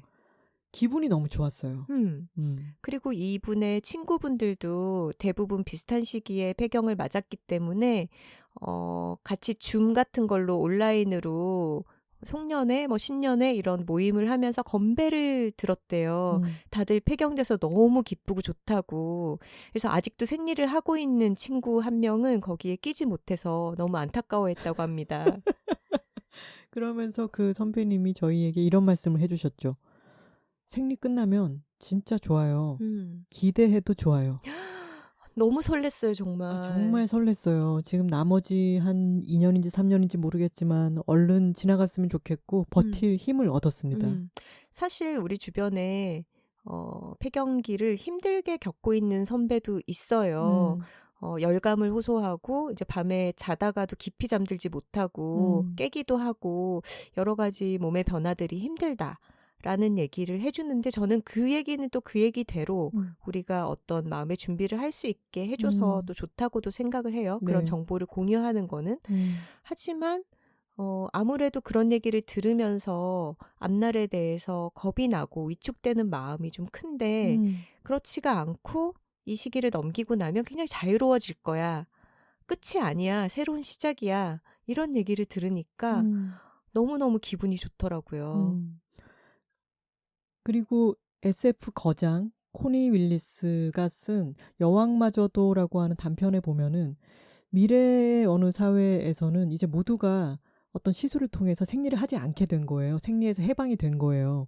근데 어떤 새로운 세대인 어린 여성이 우리는 자연과 함께 호흡해야 해요. 순응하면서 살아야 돼요. 자연스럽게 라고 얘기를 하면서 그 사이클리스트라고 하는 단체가 있어요. 그런 생명의 주기 순환에 몸을 맞춰야 된다라고 하는 어떤 운동인 거죠. 거기에 빠져서 모든 여자 어른들이 쯧쯧쯧 네가 몰라서 그래. 아, 너 괜찮겠니? 이 어린 것. 뭐 이렇게 얘기를 하지만 꿋꿋하게 그걸 추구해서 그것을 실수를 풀고 생리를 합니다. 나중에는 후회를 하게 되죠. 이런 거라고 왜 아무도 알려주지 않았느냐. 그러면서 그 단편의 제목은 여왕마저도 이 시술이 없을 때는 생리를 했단다라고 하는 뜻이고, 그리고 코니 밀리스가 이런 소설을 쓰게 된 계기에 대한 얘기가 후기에 있었던 것 같은데 이런 농담이 있었어요. 만약에 남성들이 생리를 했으면 이부프로펜을 발명한 사람이 노벨상을 수상했을 것이다 라고 얘기하는, 이부프로펜은 생리통에 잘 듣는 진통제 성분이죠. 그러니까 생리를 포함해서 여성에게만 일어나는 여러 가지 생리적 현상들, 변화들, 고통들, 이런 것이 굉장히 개인적으로 잘 처리해야 할, 매끄럽게 숨기고 밖으로 드러내지 말아야 에티켓인 것 같은 어떤 것으로 터부시 되는데, 그거에 대해서 먼저 많이 이야기를 하는 것부터 시작을 해야 될 것 같아요. 저는 항상 굉장히 안타깝다고 여기는 게, 여성들이 자신의 몸에 대해서 가장 많이 서로 이야기하는 화제가 다이어트라는 점이에요. 아, 그러네요. 네. 뭐 살을 빼는 것에 대해서 너무 많이 이야기가 되고, 누구든 말을 하고 있고, 진행 중이고, 서로 공유하고 정보를 나누려고 하는데, 우리가 그거보다는 더 할 얘기가 사실 많지 않습니까? 이런 생각이 들어요. 그 다이어트에 대한 수많은 담론을 그래도 아주 효과적으로 줄일 수 있는 명제가 있죠. 여자는 풍채다. 풍채다. 그렇습니다. 그래서 생리가 시작됐을 때도 마찬가지고, 그리고 생리 시기를 지나갈 때도 마찬가지로 서로 우리가 몸에 어떤 일이 일어나는지 많이 정보를 공유하고, 나쁜 것은 나쁜 것대로, 의외로 두려워하지 않아도 될 만한 것들은 또 괜찮다고 그렇게 서로 얘기를 해줄 때, 거기에서 많은 힘을 얻을 수 있다고 생각을 해요. 그래서 저희는 선배님께 그런 말씀을 들었을 때 정말 커다란 해방감을 느꼈고, 이 이야기를 톡토로 분들께도 전하고 싶었습니다. 이 완경선언에서 조금 더 언급을 하자면, 이 책의 저자는 생리가 끝나는 시기에 대한 이야기가 적어도 사춘기 정도로는 좀 비중 있게 다뤄졌으면 좋겠다라고 얘기를 해요. 근데 여자들이 나이 먹는 것에 대해서 이분은 좀 과격한 표현을 많이 쓰는데, 사회가 업신여긴다라고 말을 해요. 이제 그러면서 이런 구절이 있습니다. 완경에 대한 담론이 없기 때문에 여성들은 필요한 정보를 얻지 못하고, 따라서 무력감과 두려움에 빠지기 쉬우며 자기가 필요로 하는 것을 요구하거나 주장하기도 힘들다. 결국 많은 여성이 완경에 따른 고통을 묵묵히 참아내거나 여자 몸은 어쩔 수 없이 다 그래요. 혹은 참을만 할 텐데 등의 상투적인 말로 무시당하면서 중요한 검진이나 치료를 받지 못하는 경우가 비일비재하다. 이렇게 얘기를 하면서요. 완경에 관한 서사나 문화가 전혀 없다는 것은 입에서 입으로 전달되는 지식이라도 있어서 의학의 공백을 채워줘야 하는데 그도 없다는 의미다. 기댈 곳이 없는 것이다. 이런 얘기를 합니다. 너무 중요한 얘기네요. 그리고 많은 여성들이 나와 같은 변화를 혼자 겪는 것이 아니다. 다른 사람도 겪고 있다라는 거를 아는 것만으로도 굉장히 나아지는 경험을 한다는 얘기를 하고 있어요. 우리가 굉장히 기억해야 할 부분인 것 같습니다. 맞습니다. 이제 처음에 이야기했던 메이의 새빨간 비밀을 다시 한번 생각해 보면은, 레서 팬더들이 다들 붉은 털을 가지고 있고, 레서 팬더가 발현되고 난 뒤에는 메이도 막 머리카락 색깔이 붉어지기도 하고 그러는데요. 이런 새빨간 시기를 겪은 사람들, 엄마도 할머니도 이모들도 다 생리를 겪고 있거나 겪어낸 사람들이잖아요. 우리가 여둘톡에서 소개하곤 하는 멋진 할매들도 생리를 다 겪어내고 쿨하게 스루한 분들입니다. 네. 다른 사람들에게 니네 생리 좀 해봤니? 나 다 하고 다 끝내도 봤어. 라고 하는 내면의 그 비스트를 다 한 마리씩 겪어내고 다스리기도 했던 사람들이 갖는 파워에 대한 이야기가 아닐까라고 한번 꿰어 맞춰 봅니다. 훌륭한 정리네요. 자, 이제 여둘픽 얘기를 해야죠. 이번 여둘픽은 저희 둘이 함께 잘 사용하고 있는 생리 관련 물품입니다. 그것은 바로 생리 팬티입니다. 저희는 생빤이라고 부릅니다. 생리 빤스를 줄여서 부르는 거죠. 네. 오버나이트용, 수면용 생리 팬티, 뭐 이런 이름으로 각 브랜드에서 다양하게 나와 있고요. 저희도 사실 한 브랜드를 정해놓고 쓰기보다는 그때그때 올리브영에서 2+1을 하고 있다거나 뭐 마트에서 세일폭이 크다거나 그런 제품을 사서 쓰고 있습니다. 이 제품을 어떻게 알게 됐냐면요. 코로나 직전에 저희가 뉴욕 여행을 가서 지난번에 말씀드린 바 있는 수와 지인 중에 수 선배의 뉴욕 집에서 묵었었어요. 근데 그때 제가 생리를 시작했어요. 여자 셋이 모이면 그중에 한 명 정도는 늘 생리를 하고 있죠. 있죠. 그래서 제가 가져온 생리대도 있었지만 그 선배가 생리 팬티 없니? 그러면서 꺼내 주셨어요. 근데 이 선배는 그 한국 제품이었거든요. 한국에 갔다 올 때마다, 그리고 한국에서 누가 올 때마다 그거 좀 사와라고 해서 생리 팬티를 받아서 쟁여둔다는 거예요. 굉장히 훌륭한 국산 제품들 중에 하나가 또 생리 팬티인 거죠. 근데 저희는 그때가 언제예요? 20년 초. 그러니까 지금 30년 동안 생리를 해왔는데 불과 2년 전까지 이 제품의 존재를 몰랐고 저는 존재는 알았어요. 근데 약간 거부감이 있더라고요. 그러니까 성인 여성이 기저귀도 아니고 팬티를 아예 입는다? 내지는 뭐 요실금용 팬티 이런 거는 봤는데 뭘 팬티까지 입어야 하나? 그리고 그 과정이 조금 번거롭게 느껴지기도 하고 해서 시도를 못 해본 거죠. 약간 진입장벽이 있었다 그래야 되나? 지금 선우 씨 그때의 자신을 보면 어떤 생각이 드나요? 어리석다. 네가 뭘 하니? 이런 생각이 들죠. 지금은 없이 못 살죠. 저는 선배한테 생리 팬티라는 거를 건네받고 이런 게 있어요? 근데 이것이 생리대와의 차이는요. 생리대는 팬티 안에 부착하는 거잖아요. 이 생리 팬티라고 하는 것은 팬티 없이 팬티 대용으로 입는 것입니다. 근데 이것은 정말로 참 아이러닉한 표현이지만 날개를 단 듯 느끼게 해줘요.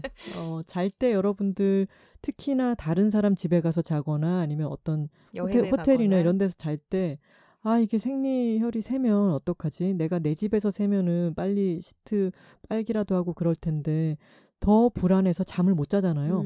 설치게 되잖아요. 그렇죠. 밤에 항상 깨기도 하고. 맞아요. 근데 생리 팬티를 입고 나면요. 숙면을 취할 수 있게 됩니다. 특히나 코로나 시대를 거치면서 외부 활동이 많이 자연스럽게 줄어든 때에는 생리 팬티 몇 개를 그냥 하루에 입으면 끝인 거예요. 왜냐하면 집에서 아무 때나 누울 수 있으니까. 그렇죠. 그리고 눕지 않더라도 어떤 활동을 할 때 이게 타이트한 바지 같은 걸 입고 외부에 나가고 이런 일이 없을 때는 그냥 파자마 속에 생리 팬티를 입고 종일 지내면 무슨 활동을 해도 자연스러운 거죠. 여러분도 생리 중에 길게 숙면을 취하고 싶다 이런 분들은 한번 사용해 보시기 바랍니다. 생리 팬티 생빤 소개는 이 정도로 마무리하겠습니다. 자, 이제 댓글을 읽어볼까요? 아이튠즈 팟캐스트의 괜찮네 님께서 귀한 대화라고 하시면서요. 9번째 에피소드까지는 편안하고 즐겁게 들었어요. 10번째 에피소드는 명사의 대담이랄까 포럼이랄까 모두 받아 적고 싶은 말씀이에요. 이 알찬 콘텐츠를 무료로 듣다니 광고 시급합니다.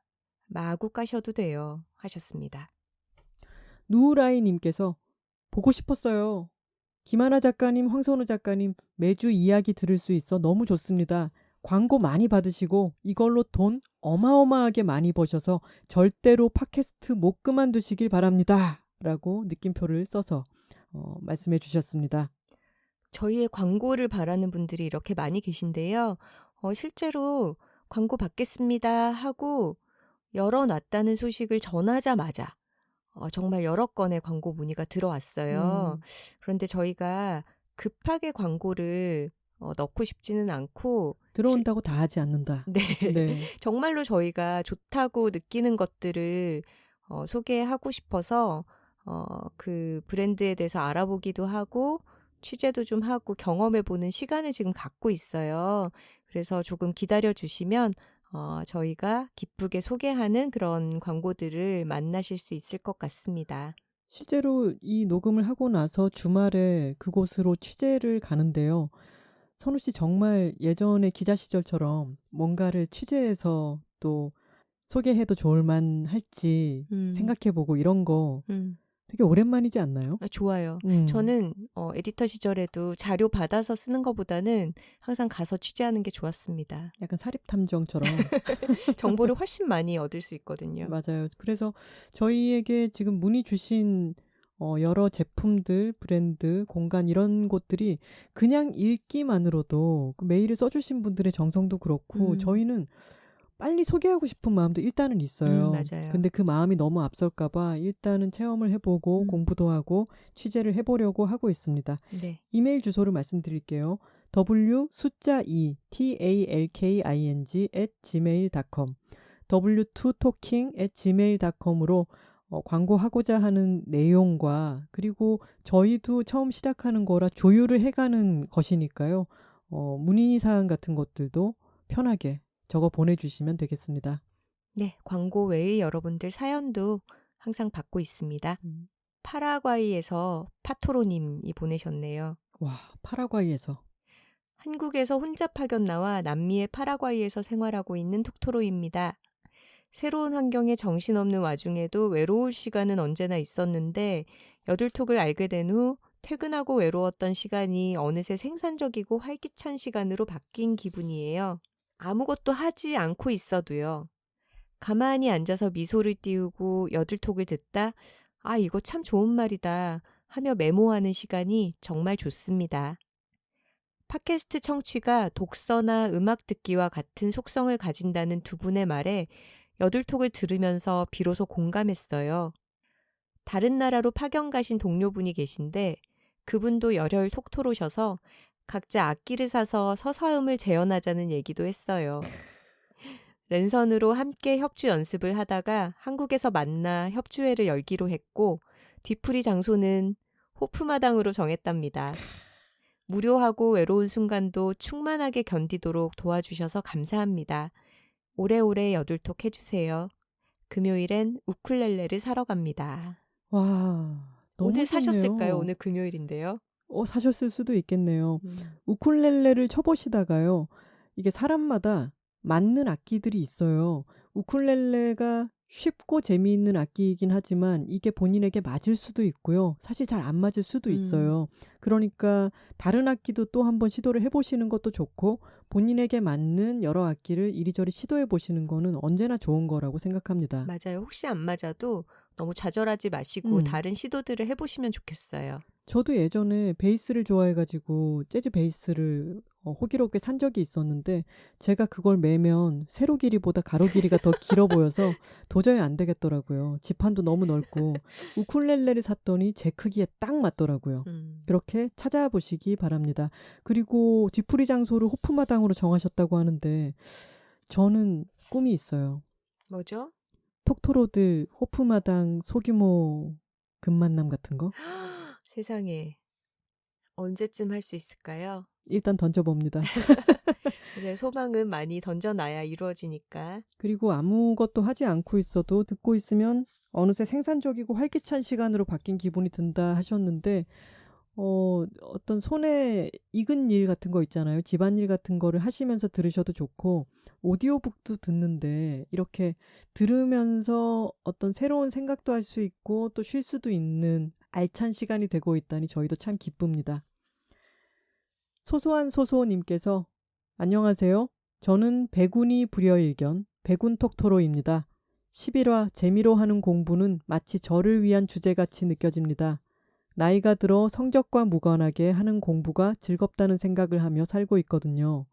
문학 수업이나 철학 수업에 참여해서 듣곤 하는데 세상에 공부가 이렇게 재미있나 싶어요. 그럼에도 오랜 기간 목표지향적인 공부를 해온 한국인인지라 공부가 도통 재미로 느껴지지 않는 순간들이 찾아옵니다. 바로 황선우 작가님도 배우고 계신다는 중국어 공부를 하는 시간입니다. 시작이 업무상의 필요였기 때문일지도 모릅니다. 하지만 가장 좌절하게 되는 부분은 좀처럼 늘지 않는다는 점이에요. 일화가 있어요. 대만 분이었는지 중국 분이었는지 기억은 나지 않습니다만 제 중국어를 듣고 잘한다며 칭찬을 해주셨어요. 그러면서 배운 지 얼마나 됐어요? 2달? 3달? 하고 물으시는데 창피해서 도저히 대답을 할 수가 없었습니다. 당시에 1년 넘게 배운 상태였거든요.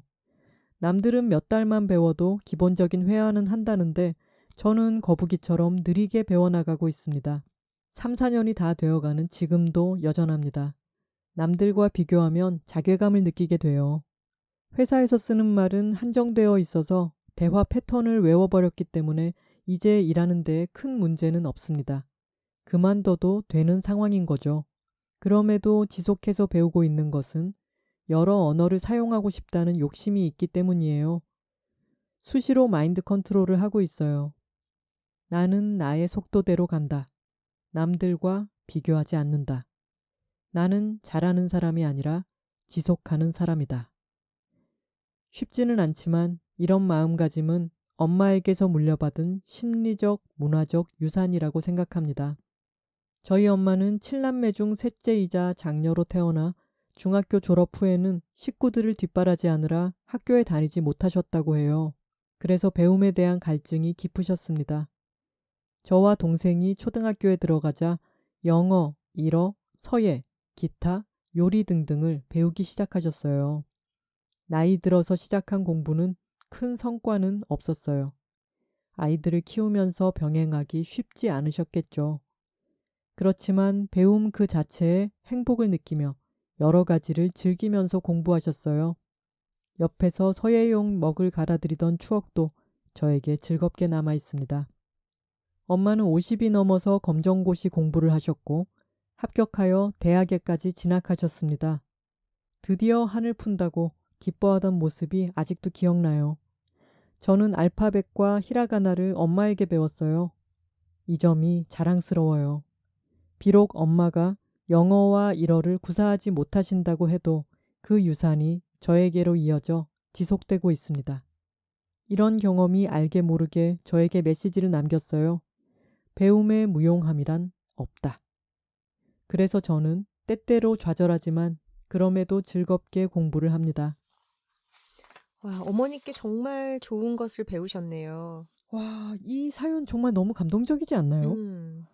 그리고 중국어 공부를 한 지 오래됐는데 아직 초보의 상태라고 부끄러워하셨는데요.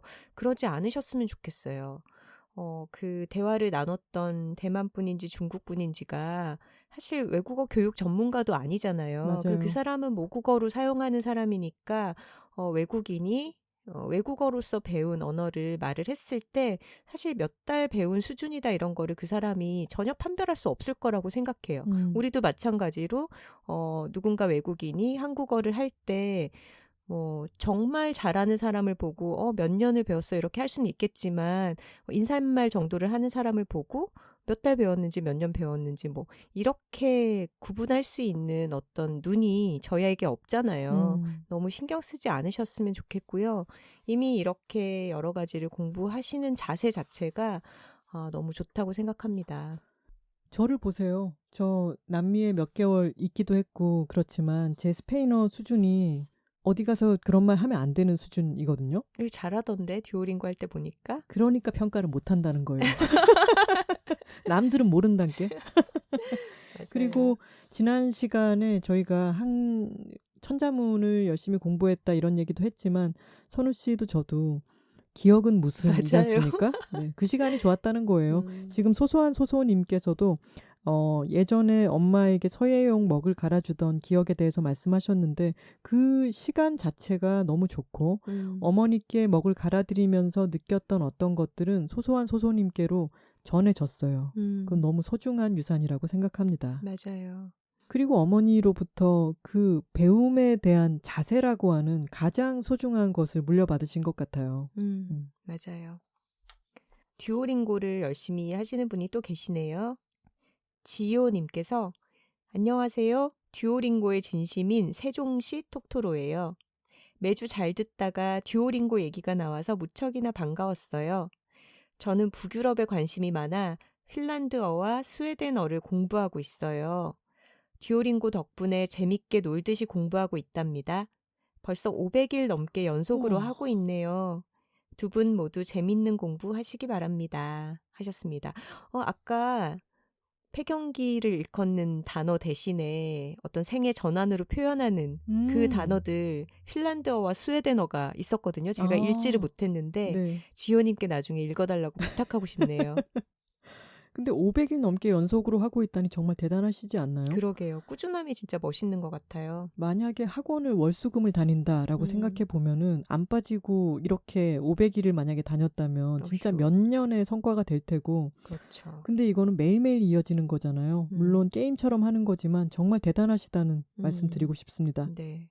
그리고 오후 4시에 제스님께서 로제타 스톤은 지금도 영어 학원으로 운영되고 있어요. 같은 방식인지는 모르겠어요. 하셨네요. 아, 그렇군요. 역시 알아보는 분이 계시다.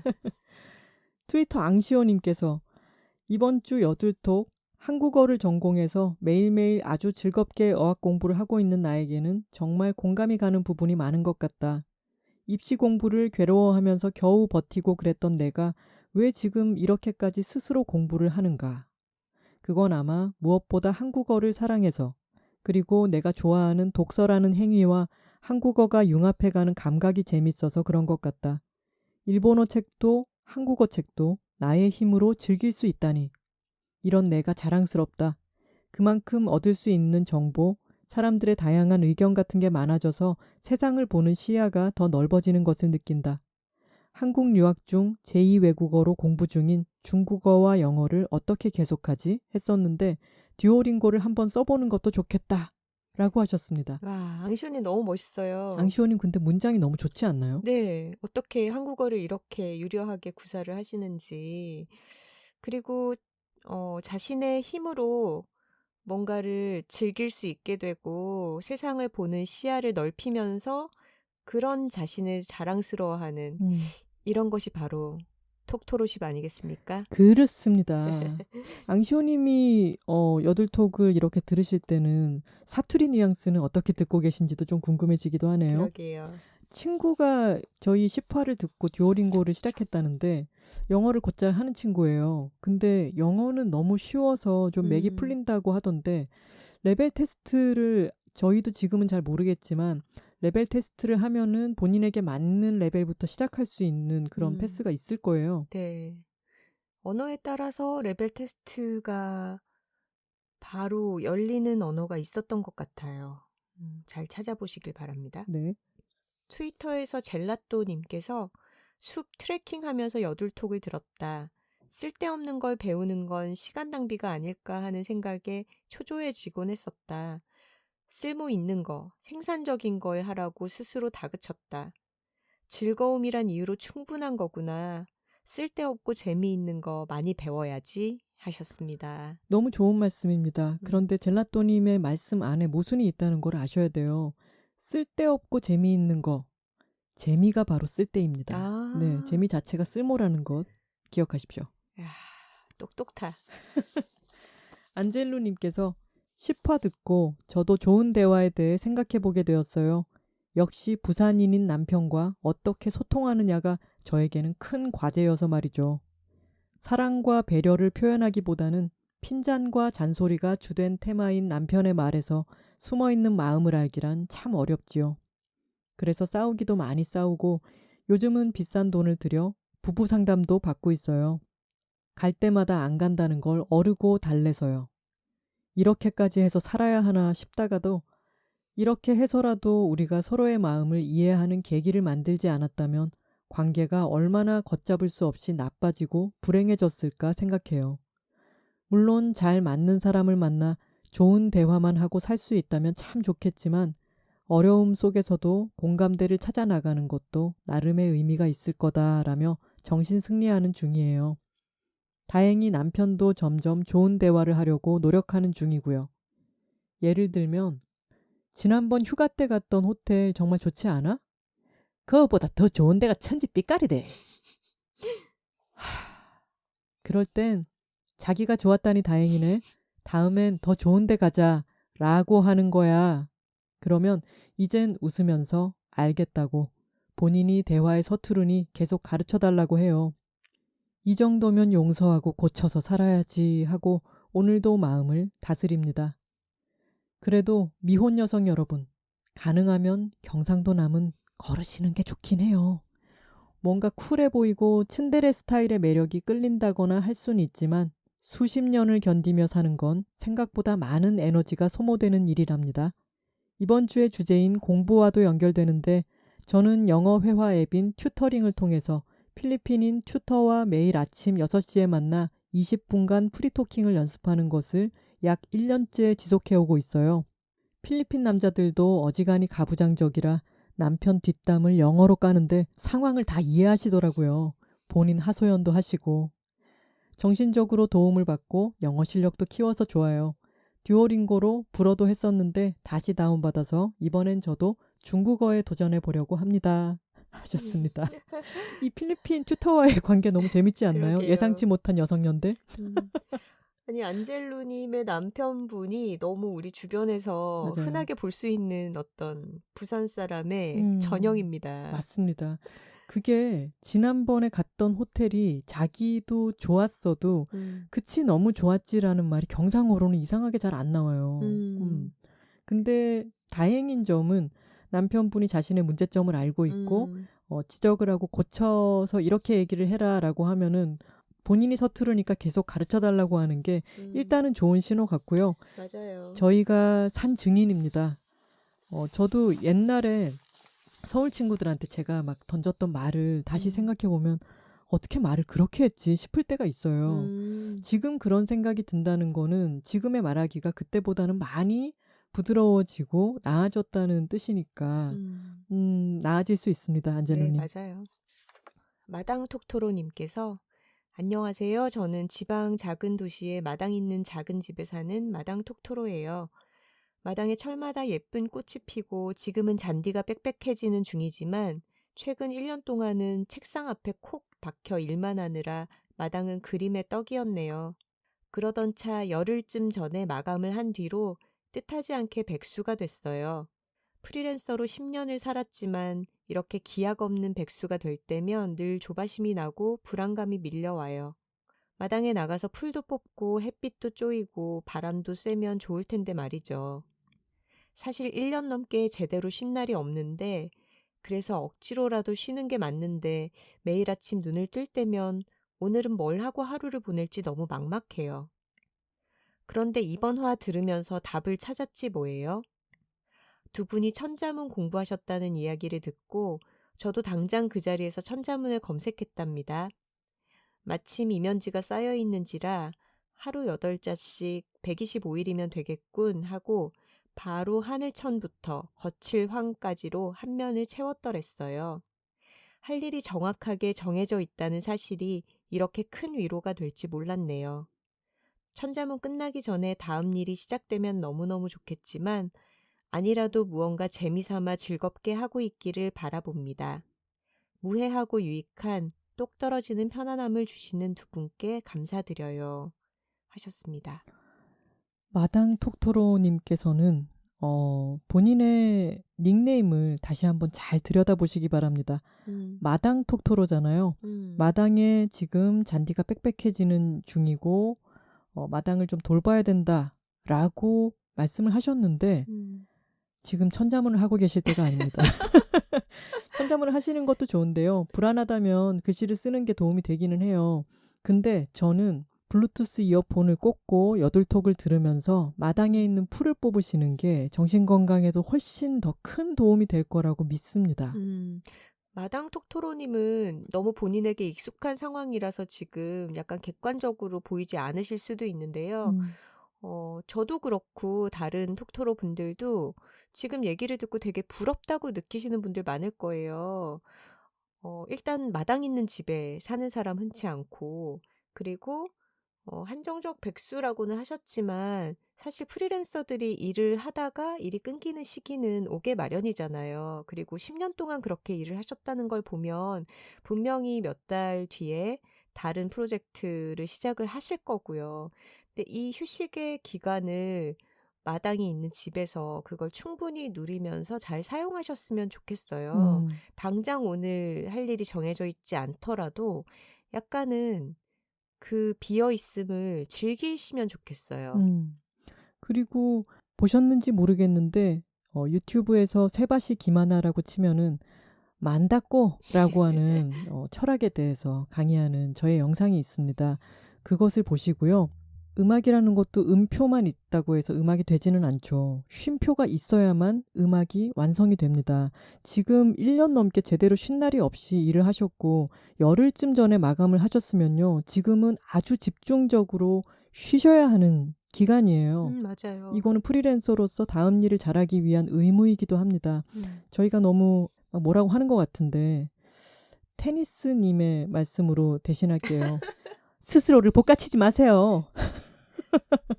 약간 여둘톡의 명언인 것 같아요. 맞아요. 여둘톡이 배출한 톡토로님께서 저희에게 주신 명언.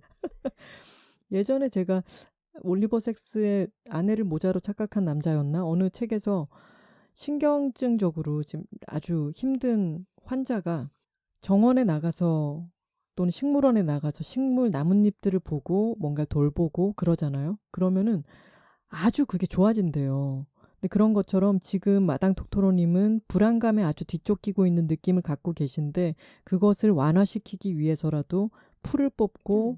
꽃을 보시는 게 좋을 거라고 생각합니다. 저희가 오늘은 댓글 소개를 메일도 참 좋은 메일들이 워낙 많이 오지만 읽기가 길어서 잘 안 읽었었는데 한 3통 정도를 읽어볼까 해요.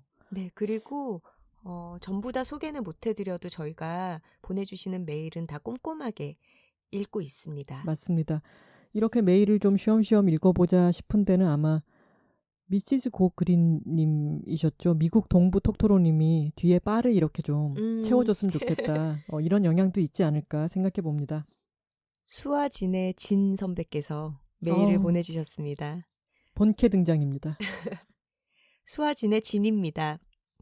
함께했던 부산 여행의 기분 좋은 추억을 떠올리고 싶을 때 여둘톡 에피소드 8화 부산 여행을 찾아 듣고 궁금해하는 지인들에게 링크도 공유하고 있어요. 두 분의 부산 사투리 사운드 지원이 부산 여행의 참맛을 생생하게 전달하니까요. 이어서 업로드된 에피소드 9화 여자둘의 두 번째 책 출간 퀸즐랜드 자매로드를 들으며 과거 패션 화보 촬영지나 여행 후보지를 물색할 때 호주를 열애로 했던 과거의 나, 뭘 좀 몰랐구나 하며 퀸즐랜드 여행 투두 리스트를 머릿속에 그리는 나를 발견했죠. 바람과 물살을 느끼며 나아가는 패들보드 경험하기, 코알라의 참을 수 없는 귀여움 확인하기, 그리고 투움바 플라워 페스티벌에서 다양한 꽃과 사람들 만나기, 그리고 에피소드 막바지에 소환된 진 선배 이야기에 귀를 쫑긋 세웠습니다. 일민미술관 언커머셜 전시장에서 제가 진행했던 금강산 그리고 케냐 화보를 보며 화보를 만들어낸 과정이 얼마나 고생스러웠을지 또 얼마나 대단한지 말하던 하나씨 멘트에 잊고 있었던 그날의 기억과 에너지가 소환되었죠. 비를 맞으며 이민 가방 2개 분량의 촬영 옷을 이고지고 만경대가 보이는 금강산 중턱까지 모델들과 스태프들을 이끌고 화보 촬영을 완성했던 기억. 고마워요 여둘톡. 패션 에디터 황진영이 진행했던 멋진 화보 자랑해줘서요. 여행이란 나 자신을 낯선 환경 속에 던져놓고 어떻게 반응하는지 보러 가는 일이다. 거꾸로 예측 가능한 환경에서 나에게 최적화된 즐거움을 추구하러 가는 행위이기도 하다. 모든 일이 기대대로 진행되지 않는다는 사실. 어떤 경험도 단정하거나 장담할 수 없다는 점. 심지어 나 자신조차 내가 예상한 것과 다른 사람일 수 있다는 빈틈을 기꺼이 껴안을 때 여행은 훨씬 흥미진진해진다. 퀸즐랜드 자매로드를 읽으며 확 꽂힌 문장입니다. 패션지 에디터와 편집장, F&B 브랜드 마케터를 거쳐 플로리스트라는 새로운 커리어를 시작한 반백살 톡토로는 인생 역시 그런 여행임을 실감하고 있습니다. 편집장 커리어를 접고 낯선 환경 속에 나를 던져놓았던 1년 반의 시간. 그 낯선 환경을 경험한 덕분에 내가 잘할 수 있는 것과 좋아하는 것, 그리고 잘하지 못하는 것과 싫어하는 것을 제대로 알고 인정하게 되었어요. 나에게 최적화된 즐거움. 그래서 내가 오래 꾸준하게 할 수 있는 행위를 찾아 지금의 플로리스트 황진영이 될 수 있었습니다. 변화보다 안정을 지향하는 100% 황소자리이지만 지난 몇 년간 부딪혀가며 살아간 덕분에 앞으로의 삶이 더 흥미로워졌죠. 그러기에 사고치고 부딪히며 살아가자는 여둘톡의 모토를 지지하고 톡토로십이 생길 수밖에요. 덧붙여 내년 황소자리 생일 파티 여행은 보름달이 뜬 해남 설화다원으로 정했습니다. 몇 년 전 그곳 주인분의 판소리 실력과 차맛에 대한 이야기를 듣고 언젠가 가보리라 생각만 하고 있었는데 톡토로분의 사연을 듣고 바로 정해버렸습니다. 수선배, 선우, 하나 함께 할 거지? 공감과 응원, 배움과 정보가 함께하는 여둘톡 사랑합니다. 그리고 추신을 붙여주셨어요. 우리 사이에 너무 정색하고 쓴 것 같지만 이 이야기를 어떻게 얼굴 보며 하겠어? 이렇게요. 참 너무 감동적이긴 한데 이렇게 다 정해버리는 게 어디 있습니까? 근데 진 선배랑 여행할 때는 이렇게 다 정해줘서 너무 편하지 않아요? 맞아요. 진 선배가 버킷리스트 얘기를 해서 이번에 다 같이 부산 여행도 성사될 수가 있었죠. 근데 참 아까 복가치지 맙시다 이런 얘기도 했지만 저는 진 선배를 만나면 본인의 치열했던 편집장 생활도 있었지만 지금 꽃을 만지면서 저는 조급함이 안 느껴지고 스스로를 복가치기보다는 지금 꽃을 만지고 있는 그리고 예쁜 그 사람에게 어울리는 꽃을 만들어서 선물하고 있는 그 시간을 정말 깊숙이 즐기고 있다는 느낌이 들어서 참 좋아요. 맞아요. 그리고 다양한 경험을 하고 난 뒤에 자신에 대해서 더 잘 알게 되고 좋아하고 잘하는 것만큼이나 싫어하고 피하고 싶은 것들도 알게 되어서 그런 스스로에 대한 지식을 바탕으로 50대에 새로운 일에 도전하고 또 그렇게 사고치고 부딪히며 살아가는 삶을 긍정하는 이런 선배를 보면서 참 저도 좋은 영향을 많이 받습니다. 저는 여둘톡을 시작하고 얼굴 모르던 톡토로들과 연결되면서 이 세계가 확장되는 그런 느낌도 너무너무 좋은데요.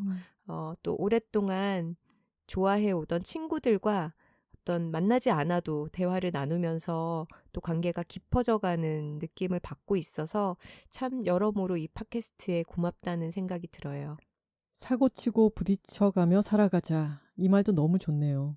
저희도 여러 사연을 보면서 더 부딪히고 살아야겠다 이런 이야기를 보면은 더 응원하게 되잖아요. 그럼요. 이런 메일을 주셔서 정말 고맙습니다. 진 선배. 네. 그리고 패션 에디터 시절의 진 선배도 참 좋아했고 지금 플로리스트로서의 진 선배도 좋아합니다. 해화연이라고 하는 브랜드를 최근에 만드셨습니다. 또 홍보 한번 덧붙여 봅니다. 독비톡토로님께서 안녕하세요. 저는 독비톡토로입니다. 현재는 독일에 살고 있고 올 가을에는 오스트리아, 비엔나로 이사를 갈 예정이어서요. 저는 사실 여자들이 살고 있습니다. 책도 읽은 적이 없고 두 분에 대해서도 잘 몰랐어요. 저는 종종 트위터를 보는데요. 많은 분들의 여둘톡 영업글이 잊을만 하면 새로운 키워드들로 타임라인에 눈에 띄더라고요. 예를 들면 최근에는 순이 패들패들이 그러했고 더 오랜 시간 전에는 칭따오 무알콜과 당근 레스티 레시피가 있었습니다. 뭘까 하고 한번 들어보았습니다. 방송에서도 추천하셨듯 무선 이어폰을 끼고 집안일을 할 때 걸을 때마다 들으며 짧은 시간에 정주행을 마치고 지금 이렇게 메일을 남깁니다. 왜인지 모르겠지만 몇 주간 영업 글들을 보았을 때는 저도 모르게 진입장벽이 높다고 생각했어요. 트위터 안에 작가님들과 독자, 청자분들 간의 친분과 팬덤이 견고히 세워져 있는 것 같고 또 그분들 중 많은 분들은 자신이 그리는 비혼 40대의 롤모델로 여기는 왠지 결혼과 출산을 겪은 저는 설 데가 없는 그런 모임처럼 보이기도 했어요. 그래서 저는 계속 몰래 듣고 있는 느낌이 있었달까요? 그런데 계속 많은 회차를 들을수록 끝부분 댓글을 읽어주시는 코너를 통해 아기 엄마들도 또는 임신을 준비하시고 계신 분들도 함께 듣고 계시는구나. 나도 한 톡토로쉽의 일원이 될 수 있지 않을까 싶어졌습니다. 그래서 해외 아이튠즈 댓글창은 보실 수 없다기에 이렇게 메일로 살짝 저의 팬심을 조금 남겨봅니다. 일단 저는 너무 좋았던 것이요. 제가 2000년대 조기 유학이 유행하던 시절에 싱가폴로 유학을 나와서 중학교를 편입해 졸업, 고등학교를 졸업하고는 독일로 건너와 독일어를 배우고 여기서 대학과 대학원을 나오다 보니 표면적으로는 3개 국어가 가능해 보이지만 실제로는 0개 국어에 가까운 사람입니다. 여기서 만나는 분들과의 생활 한국어는 정말 어휘 폭이 그리 넓지 않습니다. 그런데 이렇게 말맛이 좋은 하나 작가님과 선우 작가님의 방송을 들으며 저도 말맛이 나는 말을 하고 싶다는 생각이 또 글맛이 좋은 글을 쓰고 싶다는 생각이 들었어요. 추천해 주신 대로 모닝 페이지도 쓰기 시작했어요. 그러면서 전에는 쓰지 않던 어휘들, 아마 작가님들이 보시면 정말 별것 아니고 이미 자주 쓰시던 어휘와 표현들이겠지만 저에게는 생경한, 자주 사용하지 않던 말들이 참 많더라고요. 지금 방금 쓴 생경하다라는 말이 그렇고요. 윤슬이라는 단어, 퍽이라든가 내심이라든가 정말 별것 아니죠. H마트에서 울다 책을 소개해 주시는 회차를 들으면서는 아직도 네가 가볼 시장이 많아 부분에서 한참 울기도 했어요. 저도 독일에서 아가를 키우며 바득바득 한국 음식을 준비해 먹이는 입장에서 그 어머니의 마음을 10분 알 것도 같고요. 좋은 책을 소개해 주셔서 감사해요. 호프마당 사장님 이야기도 허벅지 만져보라던 부산 해녀분 이야기도 참 좋았어요. 세상에 많은 다른 좋은 언니들을 소개받는 느낌이 정말 좋았습니다. 최근 회차를 들으면서는 저도 정말 좋은 대화를 하는 사람이 되겠다고 다짐했어요. 해외 한인 커뮤니티 생활은 자리에 없는 남 얘기를 하는 대화의 장이 열릴 때가 정말 많은 것 같아요. 저라도 스스로의 대화법, 대화 내용들을 잘 관찰하고 바로잡으면서 살아가 볼게요. 그러면 제 주변 지인들도 좋은 대화의 기쁨을 알 수 있지 않을까 생각이 듭니다. 며칠 전 30이 넘어 대학교에 들어간 친구가 20대 친구들 사이에서 은은한 따돌림으로 마음이 많이 지쳐있다는 연락을 받았어요. 타지에 있는 제가 해줄 수 있는 것은 많이 없고 친구에게 여둘톡을 추천해 주었습니다. 어른스러운 어른들의 좋은 대화를 듣고 마음이 조금 평안해질 수 있지 않을까 하고요. 저도 여둘톡을 알게 되어 또 작가님들을 알게 되어 참 감사하고 기쁩니다. 제 삶의 태도에 대해 다시 생각해 보게 되고 어른스러운 어른이 되고 싶다고 생각하게 돼요. 모쪼록 몸 건강히 지내세요. 할머니가 되셔도 팟캐스트를 하셨으면 좋겠다는 개인적인 바람이 있습니다. 저는 지구 건너편에서 응원하고 있겠습니다. 하셨습니다. 독비 톡토로님, 저희가 비혼 40대 롤모델인 것도 맞는데요. 저희는 10대부터 황선우 아주 70대까지의 많이 나아졌어. 왜요? 내가 자화자찬을 그렇게 강조하다 보니까 비혼 40대 롤모델이 맞긴 맞는데요. 이런 말 옛날에는 상상할 수 없었죠. 옛날에 선우 씨는. 맞습니다. 맞기도 한데요. 저희는 10대부터 70대까지 다양한 연령대와 다양한 삶을 살아가는 그런 여성들의 친구를 표방하고 있고요. 또한 결혼하신 분들이 여자 둘이 살고 있습니다를 그렇게 재밌게 읽으십니다. 맞아요. 그리고 저희 팟캐스트는 장성한 자녀와 엄마가 함께 듣기도 하고요. 그럼요. 초반에 말씀드린 것처럼 남성 톡토로도 많습니다. 네. 그리고 나님 중에 계신 분의 이야기를 소개해드리기도 했고, 오늘처럼 뭐 생리나 완경, 폐경에 대한 여성들을 다 아우를 수 있는 얘기를 소개해드리기도 하고요. 삶이 그렇게 비혼과 기혼 이렇게 나뉘지는 않잖아요. 우리가 여성으로서 공통적으로 하고 있는 여러 가지 다양한 공감의 경험들이 분명히 있고요. 그리고 그 안에서 또 서로의 다름에 대해서 이해하고 포용할 수 있는 그런 대화를 충분히 나눠갈 수 있다고 생각해요. 여성뿐만 아니라 인간이기도 하기 때문에 정말 보편적인 이야기들을 참 많이 나눌 수가 있죠. 그럼요. 그리고 독비 톡토로님 정말 글을 잘 쓰시는데요. 네. 글만 나는 글을 쓰고 싶다라고 하셨는데 정말 글만 나게 잘 쓰십니다. 왜 연계국어라고 하시는지 모르겠어요. 저희에게 사연 보내주시는 톡토로 분들이 정말 다 글을 잘 쓰십니다. 독비 톡토로님, 그쪽에서 듣고 계신 톡토로님들 참 많은 걸로 알고 있는데요. 독일도 그렇고 오스트리아도 그렇고요. 무슨 오픈 카톡방이나 그쪽에 계신 분들이 시간대가 맞는 분들이 서로 의견도 교환하고 같이 팟캐스트 후기도 나누고 지역 정보도 나눌 수 있는 그런 어떤 형태가 됐든 커뮤니티가 있으면 좋은 대화가 또 오갈 수 있지 않을까라는 기대도 해보고요. 그럼요. 선우 씨, 그리고 지난 시간에 저희가 그 얘기 하려다가 그냥 어떻게 넘어가 버렸어요. 탕나다. 탕나다랑 여롭다가 이렇게 전라도에도 있다. 그리고 탕나다는 곰팡이가 핀다는 맞아요. 뜻인데 저만 쓰는 말이었나요?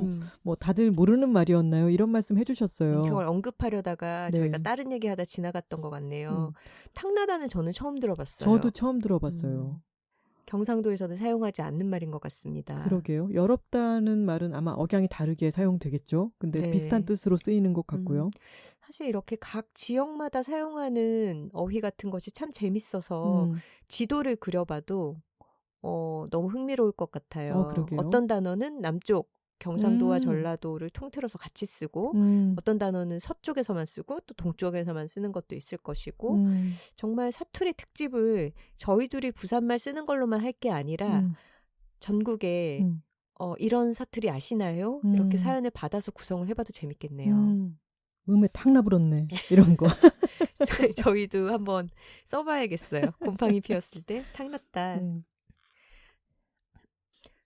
익숙님께서 작가님들 안녕하세요. 사실 아주 장문의 메일을 썼었는데 너무 사적인 이야기가 되어서 못 보낼 것 같아요.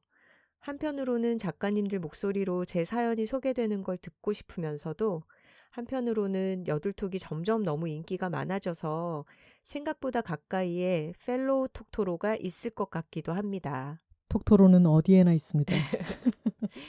아무튼 감사하다는 말씀을 드리고 싶었어요. 대화에 대해 대화해 주시고 말하고 듣는 것에 대해 써주셔서 일하는 40대 여성의 삶, 결혼이 아닌 다른 방식의 행복한 삶을 이야기해 주셔서요. 말하기가 인생의 큰 화두였던 저는 그것을 조금씩 극복하는 과정에 있고 여기에는 나이가 들어가면서 부족한 나 자신을 그래도 괜찮다고 인정하고 아주 작은 개인적 성취를 충분히 기뻐하는 방법을 터득한 덕도 있다고 생각합니다. 이것도 아직 과정 중입니다만. 저를 돌보는 방법을 깨우쳐가는 요즘 마침 여둘톡이 시작되어 제가 듣고 싶고 또 하고 싶었던 이야기를 훨씬 깊이 있게 정돈된 방식으로 유쾌하게 풀어주시니 얼마나 감사한지 몰라요. 따뜻하고 단단한 두 분의 이야기에 많은 힘을 얻는 요즘입니다. 저는 두 분을 포함하여 많은 멋진 언니들에게 힘을 얻으며 살아왔고 지금도 그런데 저도 누군가에게 그런 사람이 되어 주어야겠다는 생각도 더 해보게 되네요. 재생횟수 100만 돌파 소식을 보았는데 저도 좀 기여한 것 같아 뿌듯하네요. 자기 전에도 듣고 아침에 일어나서 출근 준비하면서도 듣고 있거든요. 화요일만이 아니라 매일이요. 중독일까요? 같은 목소리가 밤에는 지친 신경을 느슨하게 풀어주고 아침에는 일어날 활기를 얻게 하니 신기합니다. 목소리도 좋고 내용도 좋아서 그런가 봐요. 부디 팟캐스트 오래오래 해주시기를 바랄 뿐이에요.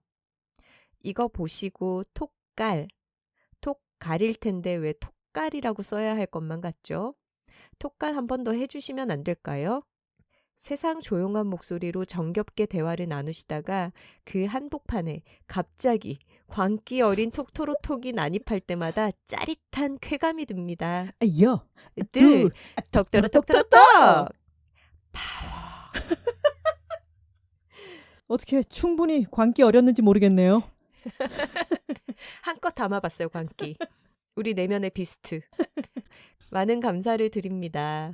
두 분도 다른 톡토로 분들도 다들 건강하고 행복하셨으면 좋겠습니다. 감사해요. 저희가 여덟톡을 시작하고 난 뒤에 참 기분이 좋은 것은요. 익숙님께서 써주신 것처럼 힘을 여덟톡을 통해서 얻고 그리고 나도 누군가에게 그런 사람이 되어줘야겠다는 생각을 한다. 이게 에코가 일어나는 게 저희도 느껴져서 정말 너무 좋아요. 맞아요. 아까 독비 톡토로님도 세상에 많은 다른 좋은 언니들을 소개받는 느낌이라고 하셨는데요. 저희도 그렇게 언니들을 소개하면서 힘을 얻듯이 여러분들도 다른 언니들의 삶을 통해서 얻은 힘을 또 누군가에게 나눠주고 싶다라고 그렇게 느끼시는 어떤 선순환? 그런 것이 일어난다면 정말 기쁠 것 같습니다. 이게 바로 톡토로십이고 톡토로 파워입니다.